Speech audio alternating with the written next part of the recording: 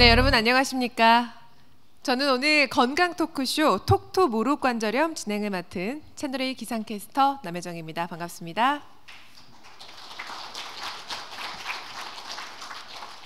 네, 오늘 이 건강 토크쇼 참석을 위해서 정말 많은 분들이 참석을 해주셨는데요. 이렇게 귀한 시간을 내서 자리해주신 여러분들께 진심으로 감사의 말씀을 전합니다. 요즘 본격적인 가을로 접어들면서 일교차가 굉장히 심해졌죠. 면역력이 떨어지기 쉬운 계절인데요. 오늘 건강 토크쇼 주제인 이 무릎 관절염은 특별한 외상이 없어도 면역 체계 이상만으로도 생길 수 있는 그런 질환이라고 합니다. 오늘 이 건강 토크쇼로 인해서 여러분들의 무릎 건강에 큰 도움이 됐으면 하는 바람입니다.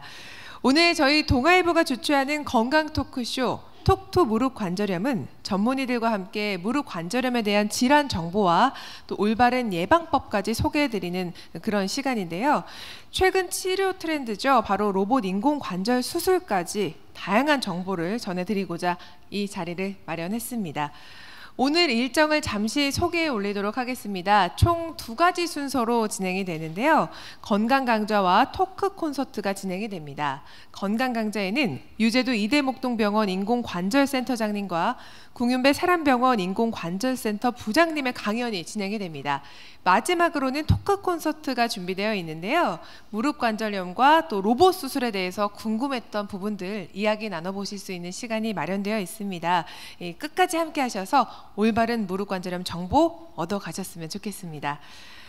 마지막으로 원활한 진행을 위해서 제가 앞서 말씀드렸던 안내사항을 좀 간단히 말씀드리겠습니다. 강연에 집중하실 수 있도록 전화와 문자는 잠시 자제해 주시고요. 휴대전화를 혹시 진동으로 전환하지 못하셨다면 지금 잠시 매너 모드로 전환해 주시면 감사하겠습니다.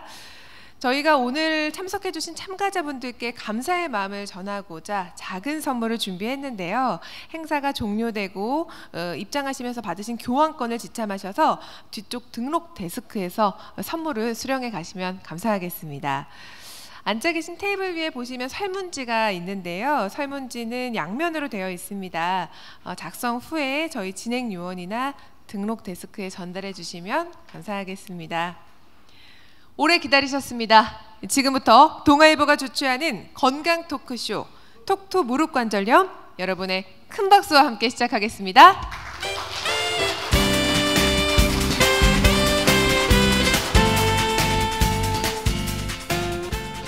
네, 오늘의 첫 번째 순서 건강 강좌가 준비되어 있습니다. 첫 번째 강연을 해주실 유제도 이대목동병원 정형외과 인공관절센터장님 모시고 말기 퇴행성 관절염과 예방 관리에 대해서 강연을 청해 듣겠습니다. 여러분 큰 박수 부탁드립니다. 안녕하십니까. 병원에서 오다 보니까 날씨가 굉장히 화창한데 이제 이 좋은 날씨가 지나고 나면 이 겨울이 오고 오면 되게 이제 퇴행성 관절염이 있는 환자분들은 봄, 여름, 가을보다는 좀 더 고생을 하게 되시는 것 같습니다. 그래서 오늘은 제가 말씀드릴 거는 이 퇴행성 관절염을 좀 어떻게 예방할 수 있을까? 도대체 퇴행성 관절염은 어떤 질환일까에 대해서 주로 말씀을 드리도록 하겠습니다. 무릎 관절은 우리 어깨 관절이나 엉덩이 관절에 비해서 굉장히 좀 복잡한 관절입니다. 그 이유는 이게 운동하는 방향이 12가지 정도 있다고 합니다. 이렇게 방향성이 많다는 것은 어떤 외력에 의해서 손상을 받을 가능성도 많고 또 무릎에 인대 손상이라든지 관절염이 생기면 좀 빨리 진행될 가능성도 있다는 뜻입니다. 다치기도 쉽고 상대적으로 질환도 좀 더 많습니다. 대개 누워있을 때에 비해서 계단을 다닐 때 우리 무릎에 가해지는 하중은 한 3배 내지 5배 정도입니다. 쪼그리고 앉으면 한 6배 내지 7배 정도의 하중이 증가된다고 합니다. 이렇게 하중이 많이 증가되면 무릎에 무리가 가겠죠. 무리가 가면 우리 무릎에 연골, 관절을 덮고 있는 연골에 손상이 좀 더 쉽게 올 수 있을 것입니다. 퇴행성 관절염은 여기 사진에서 보는 것처럼 관절 연골을 뼈를 덮고 있는 무릎의 관절 연골이 손상해 와서 이렇게 망가지는 질환입니다. 물론 이게 기계적인 원인도 있지만 여러 가지 염증에 의해 진행되는 경우도 있습니다. 오늘은 주로 그 말기 퇴행성 관절염을 주제로 말씀을 저도 그렇고 우리 구윤배 선생님도 그렇고 말씀을 드릴 거기 때문에 그런 말기는 어느 정도를 얘기하느냐. 대개 퇴행성 관절염이 있으면 관절 연골이 이렇게 마모가 돼서 안쪽 관절 연골 간격이 계속 줄어들게 됩니다. 그래서 아주 심해지면 이렇게 다리가 휘고 안으로 많이 휘어서 걷기도 힘들고 안쪽에 통증도 심해지고 이런 상태가 될 것입니다. 그래서 대개 한 요 정도 심해지면 이거를 말기 퇴행성 관절염이라고 얘기를 합니다. 진단은 되게 일반적으로 말기 관절염 정도 되면 엑스레이상 명확합니다. 되게 저도 외래에서 환자를 보면 환자분들이 오셔서 아유 선생님 제 다리가 이렇게 휘었나요? 이 관절 간격 하나도 없고 뼈끼리 맞붙어 있네요. 이런 얘기들을 하십니다. 하지만 이제 초기 관절염 때 또는 중기 관절염 때는 사실 엑스레이상으로 명확치 않은 경우들이 있을 수 있습니다. 이제 이런 경우에는 MRI나 또는 뭐 CT 검사라든지 이런 게 진단에 도움이 될 거고 또는 심한 퇴행성 관절염이 아닌데도 많은 통증, 심한 통증을 호소하는 경우들이 있습니다. 이러한 경우에는 MRI 검사가 도움이 되겠죠. 하지만 아주 많이 진행된 퇴행성 관절염을 진단하는데 MRI라든지 CT와 같은 그런 고비용 검사들이 반드시 필요하지는 않습니다. 만약에 혹시라도 이제 병원 가셔서 여러 의사 선생님께서 MRI나 CT를 권하시면 한 번쯤은 물어보셔도 괜찮습니다. 선생님 혹시 이 검사가 제가 지금 치료받는데 꼭 필요한 검사인가요? 한 번쯤은 물어보시면 될 것 같고요. 되게 그러면 선생님들이 아마 자세한 설명을 해드릴 것입니다. 관절염의 증상은 우리 흔히 다 알고 계시려고 합니다. 이게 걸을 때 아프고 쉬면 좀 나아지고, 물론 아주 많이 진행이 되면 말기가 되면 걸을 때도 심한 통증이 있고 쉴 때도 밤에 욱신욱신 통증이 있을 수 있고 잠을 설치고 하는 문제가 생길 수 있겠지요. 그 다음에 붓고 또는 어떤 경우에는 무릎이 다 펴지지 않고 덜 구부려지고 하는 그런 문제도 생길 수 있습니다. 그 다음에 이제 말기 관절염 정도로 아주 많이 진행이 되면 다리가 이렇게 안쪽으로 휘고 어떤 경우는 이제 바깥쪽으로 휘는 경우도 있죠. 그래서 다리가 휘는 그런 현상이 나타나고 여러 가지 걷는데 어려움이 있을 겁니다. 되게 여가 활동을 힘들어지기도 하고 아주 심해지면 바깥 출입도 어렵기도 하고 친구들이 주말에 뭐 꽃구경 벚꽃놀이 가자고 해도 가기 어려운 경우도 생길 겁니다. 그래서 우리나라에서 이 건강 관련 삶의 질의 저하를 시키는 원인 중에서 뭐가 제일 많냐 이렇게 보건복지부에서 2011년도에 한번 조사를 한 적이 있다고 합니다. 그때 보니까 천식이 1등이었어요. 숨쉬기 힘들고 숨차고 그러면 사실 이런 건강에 굉장히 지대한 영향을 미치겠지요. 그 다음에 놀랍게도 우리 여러 어른들께서 느끼시기에 제일 힘든 거는 관절염이라는 것입니다. 결국 걷기 힘들면 굉장히 일상생활에 여러 가지 지장이 많다. 우리나라에서 왜 무릎 관절염 환자가 많은가? 서구도 무릎 관절염 환자가 굉장히 많죠. 근데 우리나라는 특징적으로 여자분들에서 훨씬 더 남자분보다 많고, 최근에는 제가 진료를 보면서 느끼는 거는 남자분들도 굉장히 많이 늘어나는 것 같습니다. 우리나라의 무릎 관절염이 특히 많은 이유는 우리나라 생활 습관하고 관련이 있습니다. 결국 이게 이제 관절염 통증을 악화하는 원인하고도 관련이 있겠지만 우리나라에서는 아직까지는 자식 생활을 하는 주택 문화나 또는 일상 생활에서 사회적인 환경이 아직은 그렇습니다. 뭐 앞으로 식당 같은 데 가보면 과거에 비해서 좌식하는 그런 자리가 좀 더 의자를 사용하는 좌석으로 많이 바뀌긴 했지만 아직도 대부분은 이런 좌식으로 앉아서 생활하는 그런 게 많아서 더 그렇고요. 그 다음에 이제 우리나라도 경제 수준이 좋아지고 그러다 보니까 여러 가지 레저 활동, 스포츠 활동이 많아지면서 스포츠 손상 후에 합병증으로 시간이 지나면서 생기는 관절염이 있을 수 있고, 그 다음에 이제 연세 드신 분들도 요즘 뭐 여러 가지 야외 스포츠 활동을 하기 때문에 그러다가 관절염 증상이 심해져서 그래서 무릎 관절염 환자가 많은 경우도 있는 것 같습니다. 가장 중요한 것은 평균 수명이 훨씬 늘어났다는 것입니다. 2018년도에 통계청의 자료를 보면은 우리나라의 65세 인구 비율이 14.3% 정도라고 그럽니다. 그래서 아무래도 연세가 많이 들수록 관절염이 발생할 수 있는 그런 가능성이 상대적으로 좀 더 많아지는 건 사실인 것 같습니다. 그럼 어떤 경우에 무릎 관절염이 잘 생기느냐, 어떤 게 원인인지 어떤 게 위험 인자인지를 알면은 우리가 그걸 피하면은 관절염을 어떻게든 좀 예방하는 데 도움이 될 것 같습니다.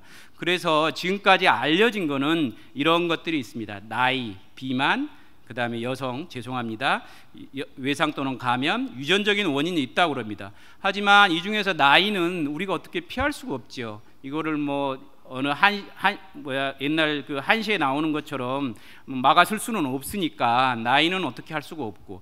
자, 이분도 13년 전에 저한테 외래에 왔던 환자인데 무릎 통증이 약간 있지만 엑스레이상 보기에 그렇게 심한 관절염이 없었어요. 근데 한 몇 년에 한 번씩 병원에 오셨는데 점점 진행이 되더니 13년 후에는 상당히 심한 관절염이 돼서 결국 수술을 받았던 경우입니다. 이렇게 나이는 결국 위험인자라고 알려져 있지만 이거를 우리가 예방할 수는 없지요. 제일 중요한 거는 비만인 것 같습니다. 이게 BMI가 체질량 지수라고 그러는데 이게 25 이상이 되면 관절염의 위험성이 급격히 증가합니다. 예를 들면 체질량 지수가 한 30 이상이면 60.5% 정도의 평생 동안 관절염이 생길 확률이 있다고 합니다. 저는 체질량 지수가 한 24 정도 돼요. 그러니까 저도 살짝 이쪽에 가까워지고 있는 겁니다. 그래서 이제 나름대로는 저도 체중을 늘리지 않기 위해서 굉장히 노력을 저는 하고 있습니다. 그 다음에 여성에서 3배 정도 많다. 여자이기 때문에 그런가 뭐 그럴 수 있다고들 알려져 있습니다. 하지만 우리나라에서 특히 여자분의 많은 거는 사실은 우리 어머님들, 그다음에 할머님들이 우리 가정을 위해서 이렇게 여러 가지 가사노동이라든지 이런 걸 많이 하시다 보니까 그래서 사실은 이런 여자분에서 훨씬 빈도가 많은 것 같습니다. 이 트렌드는 아마 세월이 지나면 앞으로 10년, 15년 후에는 좀 달라지지 않을까 저는 그렇게 생각을 합니다. 외상, 감염, 뭐 무릎에 염증이라든지 이런 게 생기고 나서 2차적으로 생기는 경우도 있을 수 있고 유전적인 것도 관련이 있다고 됩니다. 그 외래에 오시면 되게 이제 한 번쯤 물어보시는 게 우리 어머님도 무릎 인공관절 수술했는데 저도 무릎이 아픈데 그럴 가능성이 있지 않나요? 라고 여쭤보는데 실질적으로 뭐 직접적인 관계가 있다고 알려져 있지는 않지만 통계적으로 보면은 대개 직계 가족 중에 퇴행성 관절염이 있어서 인공관절 수술을 받았던 경우에 그 가족들이 받을 확률은 한 2배, 3배 정도 있다고 얘기를 합니다. 이거는 사실 유전적인 요인도 있겠지만 식습관, 뭐 비만, 뭐 이런 것들도 사실 관계가 있을 걸로 생각을 합니다. 관절염의 위험인자, 우리가 피할 수 있는 거는 사실은 일상생활에서 무릎에 많은 하중이 가고 무릎에 무리가 가는 그런 동작을 피하는 것일 겁니다. 대표적으로 쪼그리고 앉기, 무릎 꿇고 앉기 이런 거를 피하는 게 제일 중요합니다. 이렇게 무릎의 압력이 한 20배 정도 증가하고 대개 관절 유병률은 한 1.5에서 한 7배 정도 증가하기 때문에 일상생활에서 가능하면 뭐 잠시 잠깐 앉았다 일어나는 거 이런 거야 크게 문제가 되진 않겠지만 이 반복적으로 오랫동안 쪼그리고 앉기나 무릎 꿇고 앉는 게 무릎에 도움이 되지는 않는다. 그 다음에 이제 직업적인 이유 때문에 이렇게 계단이라든지 이런 걸 무거운 물건을 들고 옮기는 이런 경우에도 관절염의 유병률이 상대적으로 증가한다고 알려져 있습니다. 관절염이 생기면 퇴행성 관절염의 치료의 원칙이 뭐냐? 이게 이제 여러 가지 그 보도 매체나 또는 뭐 여러 가지 자료들에 보면 관절염을 완치했다 이런 얘기들이 있지만 통증이 많이 호전됐다는 의미일 걸로 생각을 합니다. 하지만 관절 연골 자체가 이렇게 상한 다음에는 이렇게 예쁜 관절로 다시 돌아가기는 어렵다. 결론적으로 정상 관절로 다시 돌아가는 치료는 현재까지는 아직은 없습니다. 여러 가지 시도가 있고 뭐 줄기세포 치료라든지 이런 것들이 알려져 있긴 하지만 아직은 정상 관절로 이미 상한 관절을 정상 관절로 완전히 돌아가는 방법은 없고 유사하게 돌아가려는 여러 가지 시도들은 하고 있습니다. 되게 일반적으로 통증을 완화하기 위한 치료가 가장 중심에 서 있는 치료입니다. 그래서 많이 붓고 화끈화끈하고 열감이 있을 때는 되게 물리치료 중에서 아이스팩이라든지 아이스 마사지 등을 하는 게 좋다고 되어 있고 이제 어느 정도 시간이 지나서 만성 통증이 있는 경우에는 그런 경우에는 온열 치료가 동증이 됩니다. 체중을 줄이면 어떤 효과가 있을까요? 체중을 줄이면 되게 한 1kg 정도 줄이면 무릎에 7kg 정도의 압력이 떨어지겠지요. 그 다음에 5kg 감량하면 관절 증상이 한 50% 정도 감소한다고 되어 있습니다. 그래서 혹시라도 비만이 좀 있다 하면 제일 먼저 해야 될 건 사실은 체중을 줄이는 거고, 쉽지 않지만 체중을 줄이기 위해서 여러 가지 운동을 하는 게 도움이 될 겁니다. 자식 생활보다는 이식 생활을 하는 게 좋고, 무거운 물건을 들더라도 몸에서 이렇게 멀리 떨어져서 물건을 드는 것보다는 몸의 중심축에 가까운 데서 드는 게 무릎 관절에 훨씬 무리가 덜 가고, 혹시라도 초기 관절염이나 중등도 관절염으로 통증이 심하시다면, 그렇다면 이렇게 지팡이들을 쓰는 게 사실은 무릎의 하중을 줄이는 데 도움이 됩니다. 운동을 얼마나 하면 좋을까? 관절염이 있으면 운동을 하면 좋다고 그러는데, 대개 주 한 3 내지 4회 하루 30분 정도 하는 게 일반적으로는 좋다고 돼 있고, 제일 좋은 건 사실은 걷는 운동이고, 그보다 더 좋은 건 체중이 적게 가면서 무릎의 근력과 활동성을 유지할 수 있는 운동들이 좋습니다. 대표적으로 물 안에서 하는 수영이라든지 걷는 거, 그 다음에 이런 자전거 타기, 이런 운동들, 저강도 운동들이 좋을 거고요. 여러 가지 수술적인 치료 중에서 이제 뒤에도 말씀드리겠지만, 인공관절이라든지 이런 수술적으로 관절을 대체하는 수술이 있고, 자기 관절을 보존하는 수술이 있고 그렇습니다. 관절 내시경 수술들 이제 병원에 가면 관절염 때 고나는 경우들이 있는데, 사실은 이 내시경 수술만으로 관절염의 진행을 반드시 막는다고 얘기할 수는 없고, 단지 말기 퇴행성 관절염보다는 좀 초기 관절염에서 연골판 파열이 있거나 이런 경우에는 좀 단기간 도움이 될 수 있습니다. 연골 재생술은 젊은 나이에서 연골이 국소결손이 있는 경우는 도움이 되지만, 여기 사진처럼 이렇게 전반적인 연골 결손이 있고 마모가 심한 경우에는 이런 관절 연골 재생술은 아직까지는 좀 제한점이 있어서 제한점이 있습니다. 이 환자처럼 이렇게 작은 연골 결손이 있는 경우에는 이렇게 미세 골절술이라고 해서 구멍을 뚫어서 자기 세포가 나와서 연골 결손부를 이렇게 덮는 이런 치료가 도움이 될 것입니다. 하지만 말기 퇴행성 관절염처럼 굉장히 많이 이렇게 전반적으로 결손이 있는 경우에는 이런 치료에 크게 기대할 수는 없습니다. 그 다음에 연골을 이식하는 방법도 있는데, 이 방법도 주로 작은 병변에서 비교적 젊은 환자에서 이런 경우에서 시도되는 수술이고, 자기 연골 세포를 떼서 배양해서 심어주는 방법도 있는데, 그것도 마찬가지로 비교적 적은 크기에서 젊은 환자에서 도움이 되고, 아주 진행된 말기 퇴행성 관절염에서는 크게 도움이 되지 않는다 라고 생각하시면 되겠고, 최근에는 자기 늑골을 떼서 이렇게 배양해서 세포를 늘려서 이식하는 방법도 소개되어 있지만, 마찬가지로 이 사진에서 보는 것처럼 이렇게 국소 연골 결손에서 주로 도움이 되고, 말기 관절염에서는 도움이 되지 않습니다. 현재 우리나라에서 말기 관절염 때 해볼 수 있는 세포 치료제로는 이런 동종줄기세포를 이용한 이식술이 나와 있습니다. 이것도 마찬가지로 너무나 광범위한 크기가 있을 경우에, 그런 경우에는 인공관절에 비해서 상대적으로 비용 효과성이 좀 떨어진다고 생각할 수 있겠습니다. 물론 이 환자처럼 이렇게 좀 국소연골 크긴 하지만 비교적 국소연골 결손이 있는 경우에는 도움이 될 수도 있겠습니다. 그 다음에 좀 젊은 환자에서는 오다리를 교정해서 통증을 완화하는 방법도 있지만, 이 수술 방법도 오래되면, 세월이 15년, 20년 넘게 되면 그 다음에는 이 반대쪽에 관절염이 올 수 있기 때문에 이런 경우에는 나중에 인공관절이 필요할 수 있겠습니다. 이 환자도 49세 남자 환자인데 젊은 나이에 너무 관절염이 심하고 인공관절 하기에는 너무 아까우니까, 그래서 교정 절골술을 했던 환자고, 다시 수술을 하고 마라톤도 할 수 있고, 물론 기록은 떨어지지만 계단도 오르락내리락 할 수 있을 정도로 회복은 됐습니다. 하지만 이런 환자도 아주 진행돼서 전체적으로 관절염이 있다면 이런 수술은 크게 도움이 되지 않습니다. 교정 절골술은 이렇게 휜 다리를 이렇게 펴서 하는 수술이고요.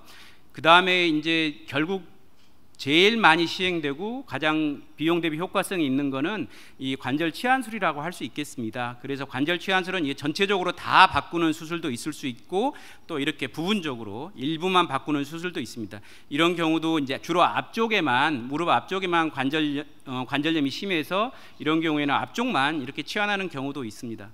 인공관절 부분 치환술이라고 흔히 얘기를 합니다. 그래서 안쪽만 이렇게 인공관절을 바꾸는 것이고, 우리 뒤에 규웅배 부장님께서 이제 얘기를 해주시겠지만, 이런 로봇을 이용해서 안쪽만 바꾸는 그런 수술도 하기도 합니다. 비교적 젊은 환자에서 도움이 되고, 또는 아주 나이 많으신 분인데 안쪽 관절염만 있고 수술 전체 인공관절을 하기에는 여러 가지 전신적인 부담이 있을 경우에도, 그런 경우에도 도움이 될 걸로 생각이 됩니다.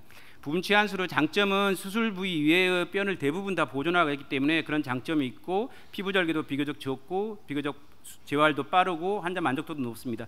이게 이제 인공관절 전치환수를 할 때 절제에는 뼈의 두께하고 양인데 보시면 부분 치환수는 상대적으로 적습니다. 하지만 이런 부분 치환수를 할 수 있는 환자는 모든 환자가 아니고 일부 그 내측 관절염에 국한된 관절염만을 가지고 있는 경우에 해당이 된다고 할 수 있겠습니다. 부분 치환술의 단점은 이게 세월이 많이 지나면 인공관절 치환술이 필요할 수도 있다. 반드시는 아니지만, 그 다음에 슬개 대퇴 치환술이라고 해서 아까 말씀드린 것처럼 무릎 앞쪽만 이렇게 관절염이 심한 경우에는 물론 이 아래쪽에 관절염이 이제 거의 없다고 생각을 해야겠지만 그런 경우에는 이 앞쪽만 치환하는 이런 방법도 있습니다. 하지만 우리나라에서 이런 슬개 대퇴 치환술에 해당될 그런 정도의 환자분은 상대적으로 좀 적은 것 같습니다. 이제 마지막으로 인공관절 전치환술이 있습니다. 전치환술은 말 그대로 상한 관절을 위아래를 다 이제 바꿔주는 수술이고요. 보시면 이런 초기 관절염 때 하는 수술이 아니고 이런 많이 진행된 말기 관절염 때 주로 하는 수술이라고 생각하시면 되겠습니다. 자, 예방이 가장 좋은 치료법이겠죠. 모든 질환은 다 그렇습니다. 뭐 수술적인 치료, 약물 치료 이런 것보다는 관절염을 예방할 수 있으면 제일 좋은데, 문제는 퇴행성 관절염은 사실은 이미 발병이 된다면은 완치하는 건 불가능합니다. 완치라는 개념은 다시 정상 관절로, 자기가 질환이 있기 전에 관절로 돌아간다는 것일 건데 그거는 불가능하다. 하지만 통증 조절을 잘하고 더 이상 진행되는 걸 막기 위한 여러 가지 노력을 한다면 조절 가능한 질환이라고 생각을 하시면 되겠습니다. 우리 흔히 당뇨병이 약물 치료한다고 당뇨병이 아직까지는 없어지진 않죠. 하지만 당뇨병이 있는 환자분에서 혈당 조절을 잘하고 운동을 열심히 하시고 당뇨병을 진행될 수 있는 여러 가지 진행되는 걸 예방하는 식이요법을 하시고 하면 평생 잘 유지하시고 건강하게 살 수 있는 것과 마찬가지로 퇴행성 관절염도 생활 습관을 교정하고 적정 체중을 유지하고 꾸준히 무릎에 무리가 가지 않는 그런 운동을 지속하면서 대중적 치료법을 잘 병행하시고 통증이 아주 심할 때는 약물 치료라든지 주사 치료들을 병행하시면 그걸로 수술을 어느 정도 지연시키고 또는 수술을 피해서 잘 지내실 수 있습니다. 그러기 위해서는 무릎 건강을 지킬 수 있는 이런 여러 가지 원칙들을 좀 아시고 지킬 수 있다면 좋겠습니다. 제일 중요한 건 여러 번 강조드리지만 적절한 체중을 유지하는 게 제일 중요하다. 실제로 관절염이 꽤 많이 진행되는 환자분인데도 외래 오셨을 때 이제 엑스레이를 제가 보고 많이 심하다, 통증도 심하겠구나 이렇게 하고 환자분한테 여쭤보면 의외로 이제 저 지방에서 올라오는 환자분인데 자기는 별로 안 아픈데 엑스레이를 찍어보니까 굉장히 심한 관절염이 있고 수술이 필요할 수 있다고 설명을 듣고 왔다라고 얘기를 하시는데, 실제 보면 뭐 체중도 굉장히 좀 마르신 편이고 활동도 많이 하시고 시골에서 농사 짓는 분인데 통증은 그렇게 심하지 않고 관절염만 심한 분들이 있습니다. 이런 분들에서 반드시 수술이 필요하지는 않습니다. 왜냐하면 통증이 결국 관절염 수술이라는 건 통증을 완화하긴 수술인데 거의 통증이 없는 분한테 수술을 권할 수는 없겠지요. 그래서 적정한 체중을 잘 조절하시고 유지하시면 설사 관절염이 좀 있더라도 통증이 심하지 않은 상태로 잘 지낼 수 있다. 그 다음에 이제 너무 무리한 유산소 운동은 피하는 게 좋습니다. 30분 이내로 가벼운 걷기 운동, 자전거 타는 운동, 서 있는 자전거 타는 운동, 뭐 물이나 이런 데서 하는 수치료 운동들이 좋습니다. 실제로 제가 수술했던 환자분인데 수술하고 한 달 정도 되셨는데 이제 운동을 하신다고 어디서 이게 들으신 얘기가 있어서 운동을 하신다고 지방에서 12층 계단을 오르락내리락 하루에 뭐 수차례를 하셨대요. 그리고 하고 나서 이제 무릎이 불편하시니까 오셨는데 사실 엑스레이상 큰 변화는 없지만 그 정도로 심하게 운동을 하셔야 될 정도는 아직은 아니다라고 설명을 드렸지만 이렇게 계단 운동이나 이런 것도 적절하게 조절하시는 게 필요합니다. 관절에 무리가 가는 자세는 이제 피하는 게 좋고, 대표적으로 우리나라 자식 생활에서 많이 하는 쪼그려 앉기, 양반 다리기 하고 앉기 이런 거는 피하는 게 좋겠습니다. 등산 좋습니다. 저도 등산 좋아하는데 등산 가실 때는 옆에 그 지팡이라든지 이런 거를 꼭 소지하고 가시는 게 좋습니다. 그게 올라갈 때에 비해서 내려올 때 실제로 많은 이제 연세 드신 분들이 내려오다가 넘어지기도 하고 또는 통증이 심해지기도 하고 그렇습니다. 하지만 지팡이를 짚으시면 훨씬 그런 손상의 정도도 줄일 수 손상을 예방할 수도 있고 내려오실 때 무릎의 하중을 분산할 수 있기 때문에 훨씬 좋습니다. 그래서 등산하는 게 좋은데 우리나라 산에 악자 붙은 산들은 되게 계단이 많죠. 그런 산들은 좀 피하시는 게 좋고, 가능하면 그냥 경사지를 꾸준히 올라가는 산, 이런 산들을 등산하시는 거는 저는 개인적으로는 권장합니다.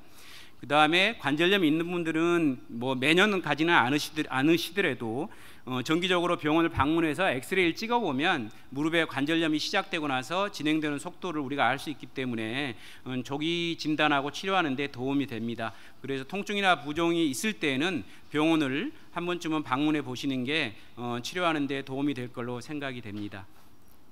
감사합니다. 제가 말씀드릴 건 여기까지입니다.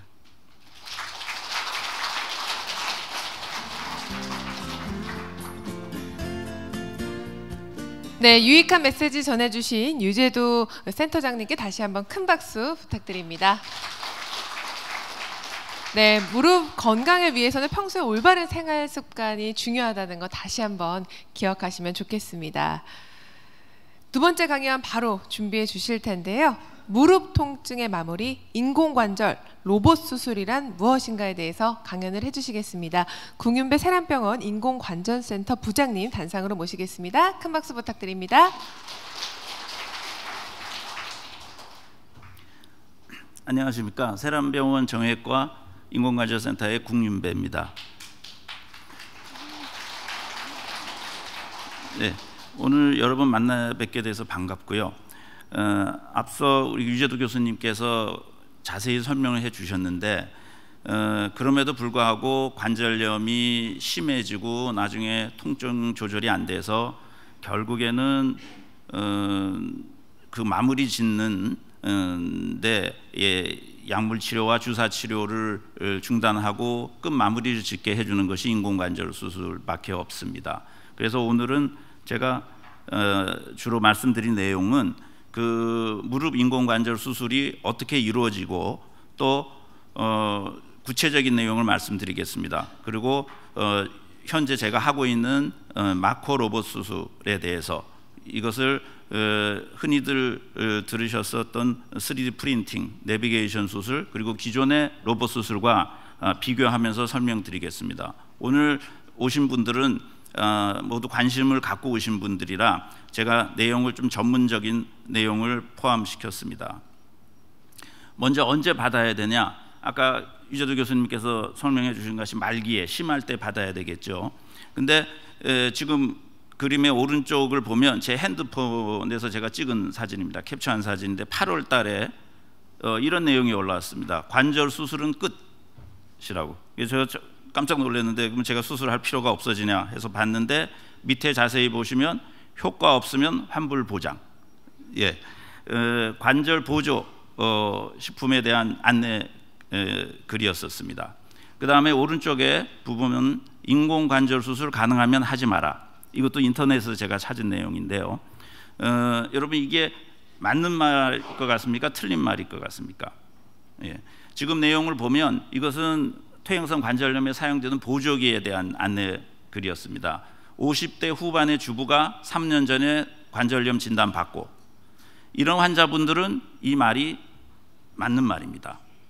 그런데 다시 한번 생각해 보면 이게 좋은 말입니까? 나쁜 말입니까? 이건 좋은 말이죠. 예, 제가 한번 환자를 바꿔보겠습니다. 70세 초반에 말기 관절염으로 통증으로 주사나 약물 처방을 받아야 되는 환자, 그러면 이런 분들한테는 가능하면 관절 수술을 하지 마라. 이것이 좋은 말입니까? 나쁜 말입니까? 이분들한테도 좋은 말이죠. 수술하지 말자는 것이. 하지만은 꼭 맞는 말은 아닐 수가 있습니다. 고생하는 건 환자입니다. 예, 그래서 예를 들어서 2년을 참고 나중에 결국은 수술을 받았다. 70대 중반에서. 그러면 그 고생은 환자만 하는 겁니다. 예, 그래서 그런 부분을 우리가 참조해야 되고, 또 하나는 말기에 모든 상황이 나빠지고 휘어지고 이렇게 지팡이를 짚고 하면 당연히 수술을 받아야죠. 근데 유독 한 가지, 전신 상태는 좋아야지 수술을 받기가 좋고 결과가 좋습니다. 그래서 이런 부분을 우리가 언제 받아야 될지에 있어서 참조를 해야 됩니다. 이제 관절 수술을 어떻게 진행하는지 말씀드리겠습니다. 이 내용들은 사실 제가 저희 병원에서 우리 간호분, 간호부의 간호사 상대로 직무교육할 때 사용했던 슬라이드입니다. 상당히 전문적인 부분인데 오늘 오신 분들은 관심들을 많이 갖고 오신 분들이라 들을 자격이 있다고 생각하고 구체적으로 말씀드리겠습니다. 인공관절이 부분 치환술이 있고 전 치환술이 있고, 저는 이거를 치과에서 이를 덮어주는 그런 표현으로 설명을 드리는데요. 현재까지도 모든 인공관절이 이 대퇴골 부분은 원래 뼈의 모양에 맞게끔 곡선으로 덮어주고, 그 다음에 아랫뼈 정경이뼈는 평면으로 플레이트로 이 금속으로 덮어줍니다. 그리고 그 사이에 이 플라스틱으로 된 하얀 이 베어링이라고 하는데, 그 사이에 두께, 인대의 두께를 메꿔줌으로써 운동이 그 모양에 맞추어서 이루어질 수 있게끔 합니다. 그런데 공통적인 것은 지금 제가 가리키는 부분을, 이건 구부린 자세에 서 있었을 때 이거를 우리가 해부학적으로 앞면이라고 합니다. 앞면과 뒷면, 그 다음에 아랫면, 중간에 모서리, 5면을 우리가 다듬어 내서 그 사이즈를 결정을 하고, 이 앞뒤 두께로 사이즈를 결정합니다. 그 모양에 맞춰서 지금 보는 것 같이 5면, 또 아래 정경이뼈의 6면의 뼈의 이 절제, 다듬어 낸 상태에서 인공관절을 씌우게 됩니다. 이거는 현재까지 모든 인공관절이 이런 시스템으로 만들어지고 있습니다. 그래서 인공관절이 잘 됐다, 성적이 좋다, 또 예후가 수명이 길다 하는 것을 우리가 정형외과에서는 2가지 중요한 포인트를 봅니다. 하나는 하지의 정렬이 얼마나 회복이 됐냐, 또 하나는 관절 간격이 얼마나 균등한가를 갖고 지표로 삼고 있습니다. 먼저 이 하지 정렬은 지금 보시는 것 같이 관절염이 심하면 다리가 휘어지죠. 무릎이 떠 있는데 수술 후에는 맞닿게 됩니다.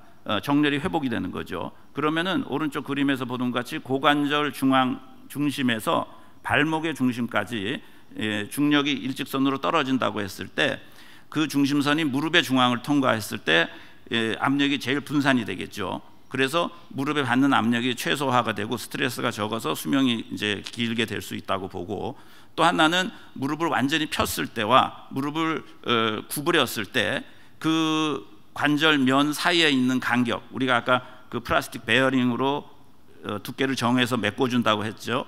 그 간격이 일정했을 때 구부리고 피고 하는 운동이 그만큼 스무스하게 이루어질 거고 환자가 편할 거고, 또 좌우, 그러니까 안측과 바깥측의 간격이 구부렸을 때와 폈을 때 균등하게 유지가 됐을 때 그만큼 환자의 운동이 안정적이고 스트레스를 덜 받고 수명도 길어지게 됩니다. 그래서 우리가 수술할 때 이 2가지를 이루려고 애를 씁니다. 이 그림은 우리가 의사가 보는 이제 관절 수술을 하는 매뉴얼에 있는 그림입니다. 아까 말씀드린 것 같이 이 정렬을 맞추려면, 하지의 정렬을 맞추려면 정강이뼈는 지금 보시는 것 같이 다리의 이 정강이뼈의 장축에 수직으로 이 뼈를 이렇게 절삭을 해줘야 됩니다. 그리고 약간 기울기를 관절 종류에 따라서 3도 내지 전후로 이제 결정을 하게 되는데요. 우리가 실제 수술할 때는 지금 보시는 것 같이 이 검은 원만 우리가 수술 시야에 보입니다. 우리가 수술을 절개해서 보이는 부분은 이 검은 원 안에 있는 부분입니다.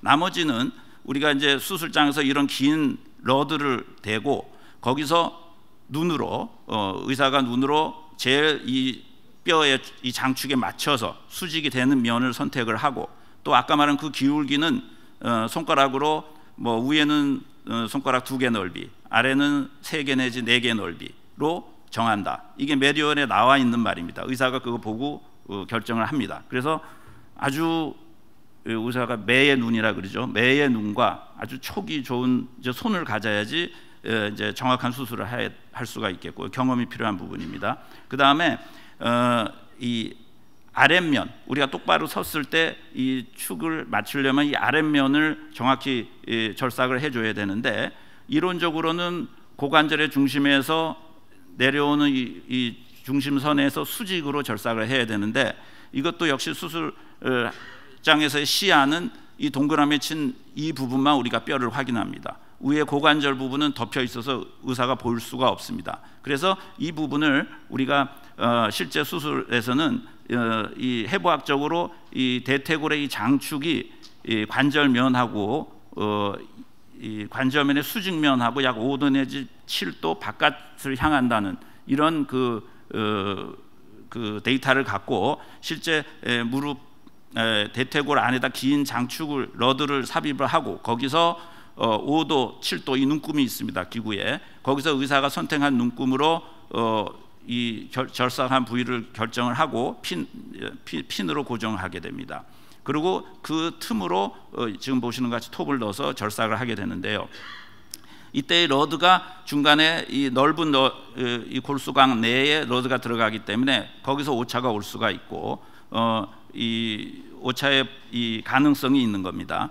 그 다음에 다음으로는 대퇴골의 앞면과 뒷면의 절삭을 말씀드리면 이것은 무릎을 구부렸을 때의 간격을 결정해 주는 부분입니다. 아까 말씀드린 것 같이 이 두께, 앞뒤의 두께를 갖고 사이즈를 정하는데요. 우리 신발 사이즈 같이 모든 사람이 뭐 2번 아니면 3번 이렇게 나오는 게 아니고 2번과 3번 사이 뭐 이렇게 나올 수 있습니다. 그러면 큰 걸 쓸 거냐 작은 걸 쓸 거냐 그것이 옆에서 봤을 땐 큰 걸 쓰면은 이 뼈에 닿지 않고 뜨게 될 거고요. 작은 걸 쓰게 되면은 밑으로 내려오면 뼈를 뚫고 파고들 거고 아니면 간격이 너무 좁아질 수가 있거나 너무 넓어질 수가 있습니다. 그래서 그런 판단은 이 범위 내에서 의사가 또 미리 찍어놓은 엑스레이를 갖고 판단을 하게 됩니다. 이런 절삭이 다 이루어진 후에는 이 지금 보시는 이 손에 있는 것이 이거 우리가 골 시멘트라고 합니다. 처음에는 끈적끈적해서 액체였던 것이 끈적끈적해지면서 이 관절, 이 인공관절에다 덮고 뼈에다가 삽입을 해서 고정이 되면 나중에 딱딱해집니다. 그러면 수술은 끝나게 됩니다. 그래서 이런 과정으로 수술을 하게 되는데 그냥 오늘 제가 말씀드리는 내용을 들으면 이 인공관절이 이렇게 너무 좀 대충 하는 게 아닌가, 그러면 너무 오차가 많이 나는 게 아닌가 하고 생각하실 수가 있는데 현재까지 특히 최근에 10년, 15년 사이에 이런 기술들과 성적들이 많이 좋아졌습니다. 그래서 정형외과 내에서 고관절의 인공관절 수술과 같이 더불어서 성공적인 수술 중에 하나가 이 무릎 인공관절 수술입니다. 그 환자분들의 예후가 많이 좋아졌습니다. 또 그런 반면에 약 15에서 20%의 환자분이 수술이 잘 되고 안 되고에 상관없이, 의학적으로 잘 됐는지 안 됐는지 상관없이 수술에 대해서 만족도가 떨어지는 분들이 있다고 통계 자료가 있습니다. 이건 국내나 외국에서도 똑같은 자료입니다. 그래서 이 부분을 우리가 더 해소시키기 위해서, 더 퍼센테이지를 줄이기 위해서 우리 정형외과 의사도 그렇고 많은 연구자분들이 연구를 하고 있습니다. 그 노력 중에 하나가 바로 로봇 수술입니다. 로봇 수술하면 이제 우리 한국에서는 이 다빈치가 제일 먼저 생각이 나실 건데요. 이것은 지금 그림에서 보시는 것 같이 지금 이 장면은 보조 의사가 수술 부위에 여러 개의 로봇 팔이 달린 이 다빈치 기기를 장착하는 과정이고요. 실제 수술하는 의사는 이분입니다. 이분은 지금은 이렇게 침대 옆에 그림으로 갖다 놨는데 옆방에서 할 수도 있고 요즘에는 원격으로도 하는 시도를 하고 있지만 모니터를 보고 이 화면을 보고 현미경 같은 확대 화면에서 우리가 오락기구를 놓는 것 같이 조이스틱을 움직여가면서 손가락으로 움직이면 이 로봇 팔이 따라서 움직여주는, 그렇게 해서 수술을 진행합니다. 그래서 이거를 우리가 패시브 시스템이라고 합니다. 로봇이 이 수술자의 명령에 따라서 피동적으로 움직이는 로봇입니다. 그래서 많은 영역에서 사용되고 있는데 정형외과에서는 적용이 안 됩니다. 인공관절 수술의 로봇은 로보닥이 제일 잘 알려져 있을 겁니다. 이것은 2002년도에 이미 국내에서 이제 시작이 됐고요. 그 후 버전이 T-솔루션이라는 건데 2010년도에 초에 우리 국내 기업에서 원래는 미국 회사인데 인수가 되고 국내에서의 입지가 그만큼 커졌고요. 실제 이 로봇닥 수술의 발전에는 우리 국내 병원에서 많은 기여를 했습니다. 2014년도에 이 T-솔루션의 고관절 수술이 미국자가 빠졌는데 미국 FDA 승인을 받았고 19년도에 무릎 수술이 T-솔루션이 요 며칠 전에 한 3, 4일 전에 미국 FDA 승인을 받았다고 합니다. 오늘 제가 말씀드린 마코 로봇은요 원래는 부분 치환술에 사용되는 로봇이었습니다. 그런데 그 후에 우리 전 치환술 용도로도 더 개발이 돼서 미국 FDA 승인은 3년 전에 받게 됐고요. 실제 미국에서 환자에게 적용된 것이 2016년 가을부터 시작됐습니다. 현재 한국을 제외하고는 미국, 호주, 유럽에서 가장 많이 사용되고 있는 인공관절 로봇입니다. 이것은 그 뒤에 말씀드린 내비게이션과 또 기존의 로봇 수술의 장점을 융합한 하나의 버전이고요. 지금 보시는 것 같이 수술장 중에서 우리가 환자의 무릎을 움직여 갈 때 환자 무릎의 간격, 그 다음에 축의 변화를 아까 눈으로 안 보이는 부분이 있었지만 감지할 수 있는 장점이 있고요. 이건 내비게이션의 장점이기도 합니다.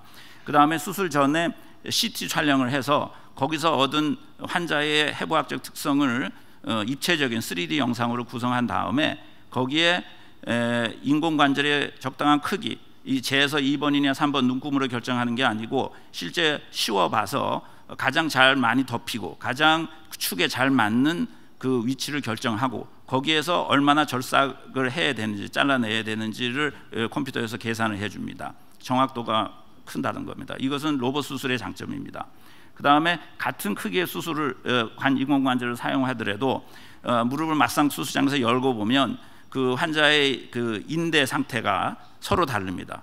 더 간격이 큰 분이 있고 적은 분이 있습니다. 그리고 이 내측 외측도 다를 수가 있고요. 그래서 그런 상황을 수술 중에 확인을 하고 이 타이트한 인대를 조금 더 이렇게 박리를 해주든지 느슨하게 해주든지 아니면 연부조직 손상을 줄이려고 거기는 손대지 않고 이 관절의 위치를 조금 위로 올려서 늘린다든지 밑으로 내려서 줄인다든지 하는 식의 조절을 미세 조절입니다. 그렇게 해서 이 간격의 균형을 맞출 수 있는 장점이 있습니다.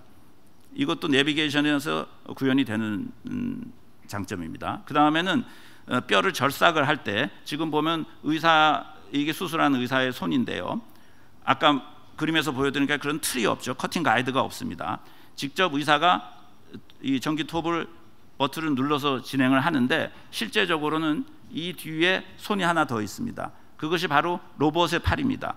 그러니까 로봇 팔과 의사의 손이 같이 이 전기 톱을 잡고 수술을 진행한다고 생각하시면 되겠습니다. 이 옆에 그림에서 보면 지금 우리가 버튼을 누르면 우리가 계획했던 절삭선에 로봇 팔이 이 톱을 조준시켜 줍니다. 그 다음에 의사가 버튼을 다시 누르면 이 뼈를 우리가 원하는 계획대로 절삭을 할 수 있는데요. 지금도 마치 유도탄이 찾아가듯이 버튼을 누르면 의사는 앞뒤 좌우로 움직이고 이 절삭이 깊이는 로봇 팔이 정확하게 잡아줍니다. 더 깊게 들어갈 수가 없습니다. 그래서 수술의 정확도를 우리가 얻을 수가 있고 또 하나는 이 옆에 이 녹색 테두리가 이 바운더리를 정해서 이 톱이 바깥으로 나가지 못하게 밀어도 못 나갑니다. 보호해 줍니다. 그래서 이 주위에 있는 혈관이나 인대를 보호해 주기 때문에 연부 조직의 손상을 방지할 수가 있습니다. 이렇게 뻘겋게 되는 게 조금 더 깎였다는 표시인데요. 그게 0.75mm, 1mm가 안 됩니다. 더 이상은 내려갈 수가 없습니다. 그래서 이 마코 로봇의 장점을 정리해 드리면 하지 정렬을 똑바로 맞출 수가 있고 그 다음에 인대 균형을 우리가 생각해 가면서 수술을 완성시킬 수가 있습니다. 연부 조직의 손상을 줄여서 우리가 환자분이 수술 후에 통증이 훨씬 줄어드는 걸 제가 경험하고 있고요. 그 다음에 출혈량, 아까 같이 골수에 심을 받거나 이런 못을 받거나 이런 과정이 필요 없기 때문에 적습니다. 그래서 현재 양쪽 무릎을 같은 날 수술해도 수혈 없이 진행이 가능합니다. 그 다음에 재활 과정도 환자분이 쉬워하고 입원 기간이 짧아지는 걸 제가 지금 경험하고 있습니다. 이제 내비게이션과 비교를 해드리면 이 축의 정렬과 관절 간격을 실시간으로 볼 수 있는 점은 같습니다. 장점입니다. 내비게이션에. 하지만 차이점은 아까 말한 것 같이 이 절삭을 할 때 우리가 기존 수술과 똑같은 그 틀을 핀으로 고정한 후에 기본적인 그 전기 톱으로 사용해야 되고 또 하나는 수술 중에 우리가 이 환자의 해부학 정보를 점을 찍어서 입력을 시키면 그 점들을 이용해서 내비게이션에서 하나의 프로그램을 통해서 가상 무릎을 만들고 거기서 이런 수술을 진행합니다. 하지만 로봇 수술은 미리 우리 환자 개인의 해부학적인 무릎을 만들고 수술 중에 역시 이 정보를 얻어야 되는데 이것을 매칭시키는 원래 자기의 무릎에 매칭시켜서 정보를 알려줍니다. 정확도가 그만큼 더 크다는 말입니다. 그 다음에 3D 프린팅 수술 들어보셨을 겁니다. 이것은 그냥 얼핏 듣기에는 우리가 이제 그 기성복 대신 이제 그 양복을 제작하는 그런 또 기성화 대신 수제화를 만드는 환자에 맞는 인공관절을 3D 프린터로 만들어서 우리가 이제 수술을 하는 걸로 들릴 수가 있는데 실제로는 우리가 이제 수술할 때 아까 보여드린 이 커팅 가이드 이 틀을 우리 이제 방향을 정한 다음에는 이제 절삭을 하기 위해서는 이 자리에 핀을 받게 됩니다. 이런 핀 구멍이 2개 남죠. 각각 이런 고정 핀이 있는데 이 수술에서는 이 핀의 자리를 정확하게 알려주는 겁니다. 그래서 3D 프린터로 이 가이드 이걸 PSI 지그라고 합니다. 이 가이드를 만들어주는 겁니다. 그래서 이 가이드를 우리가 아까 말한 이제 골수에 러드를 받거나 핀을 이제 눈금을 맞춰서 고정할 필요가 없이 미리 우리가 짜놓은 플랜에서 CT에서 이 틀을 만들고 이 틀을 수술장에서 이제 무릎을 열어놓고 딱 알맞게 장착을 시키면 그래서 이 핀들을 박으면 이 핀에다 이 가이드를 끼면 절삭이 정확하다 하는 이론입니다. 정확도가 있을 수 있는데 연부 조직의 개념은 없는 겁니다. 인대와 연부 조직의 개념은 없는 거고요. 기존의 로봇 수술은 지금 여기 보시는 것 같이 이 치과에 쓰는 벌을 사용하는데요. 우리가 이제 미리 똑같이 마크하고 똑같이 짜놓은 플랜에 따라서 이 뼈의 절삭을 정확하게 이루어지는 장점이 있습니다. 시작을 해놓으면 이 버가 우리가 레코드판 돌아가듯이 쭉 프로그램한 대로 반복을 하면서 절삭을 하게 됩니다. 대퇴골 정강이뼈까지 전부 해줍니다.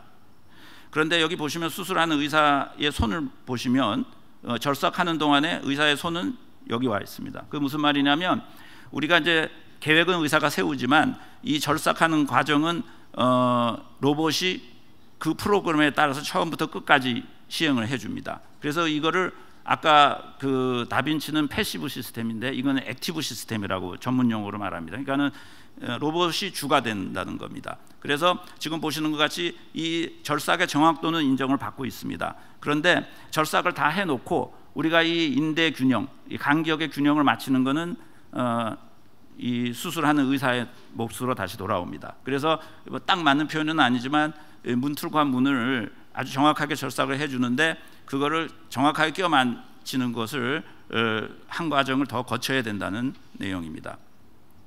마코 로봇과 아까 말씀드린 기존 로봇 또 내비게이션 3D 프린팅의 장단점을 요약한 표입니다. 현재까지로는 이 로봇 수술과 내비게이션 각각 다 장점이 있는데요.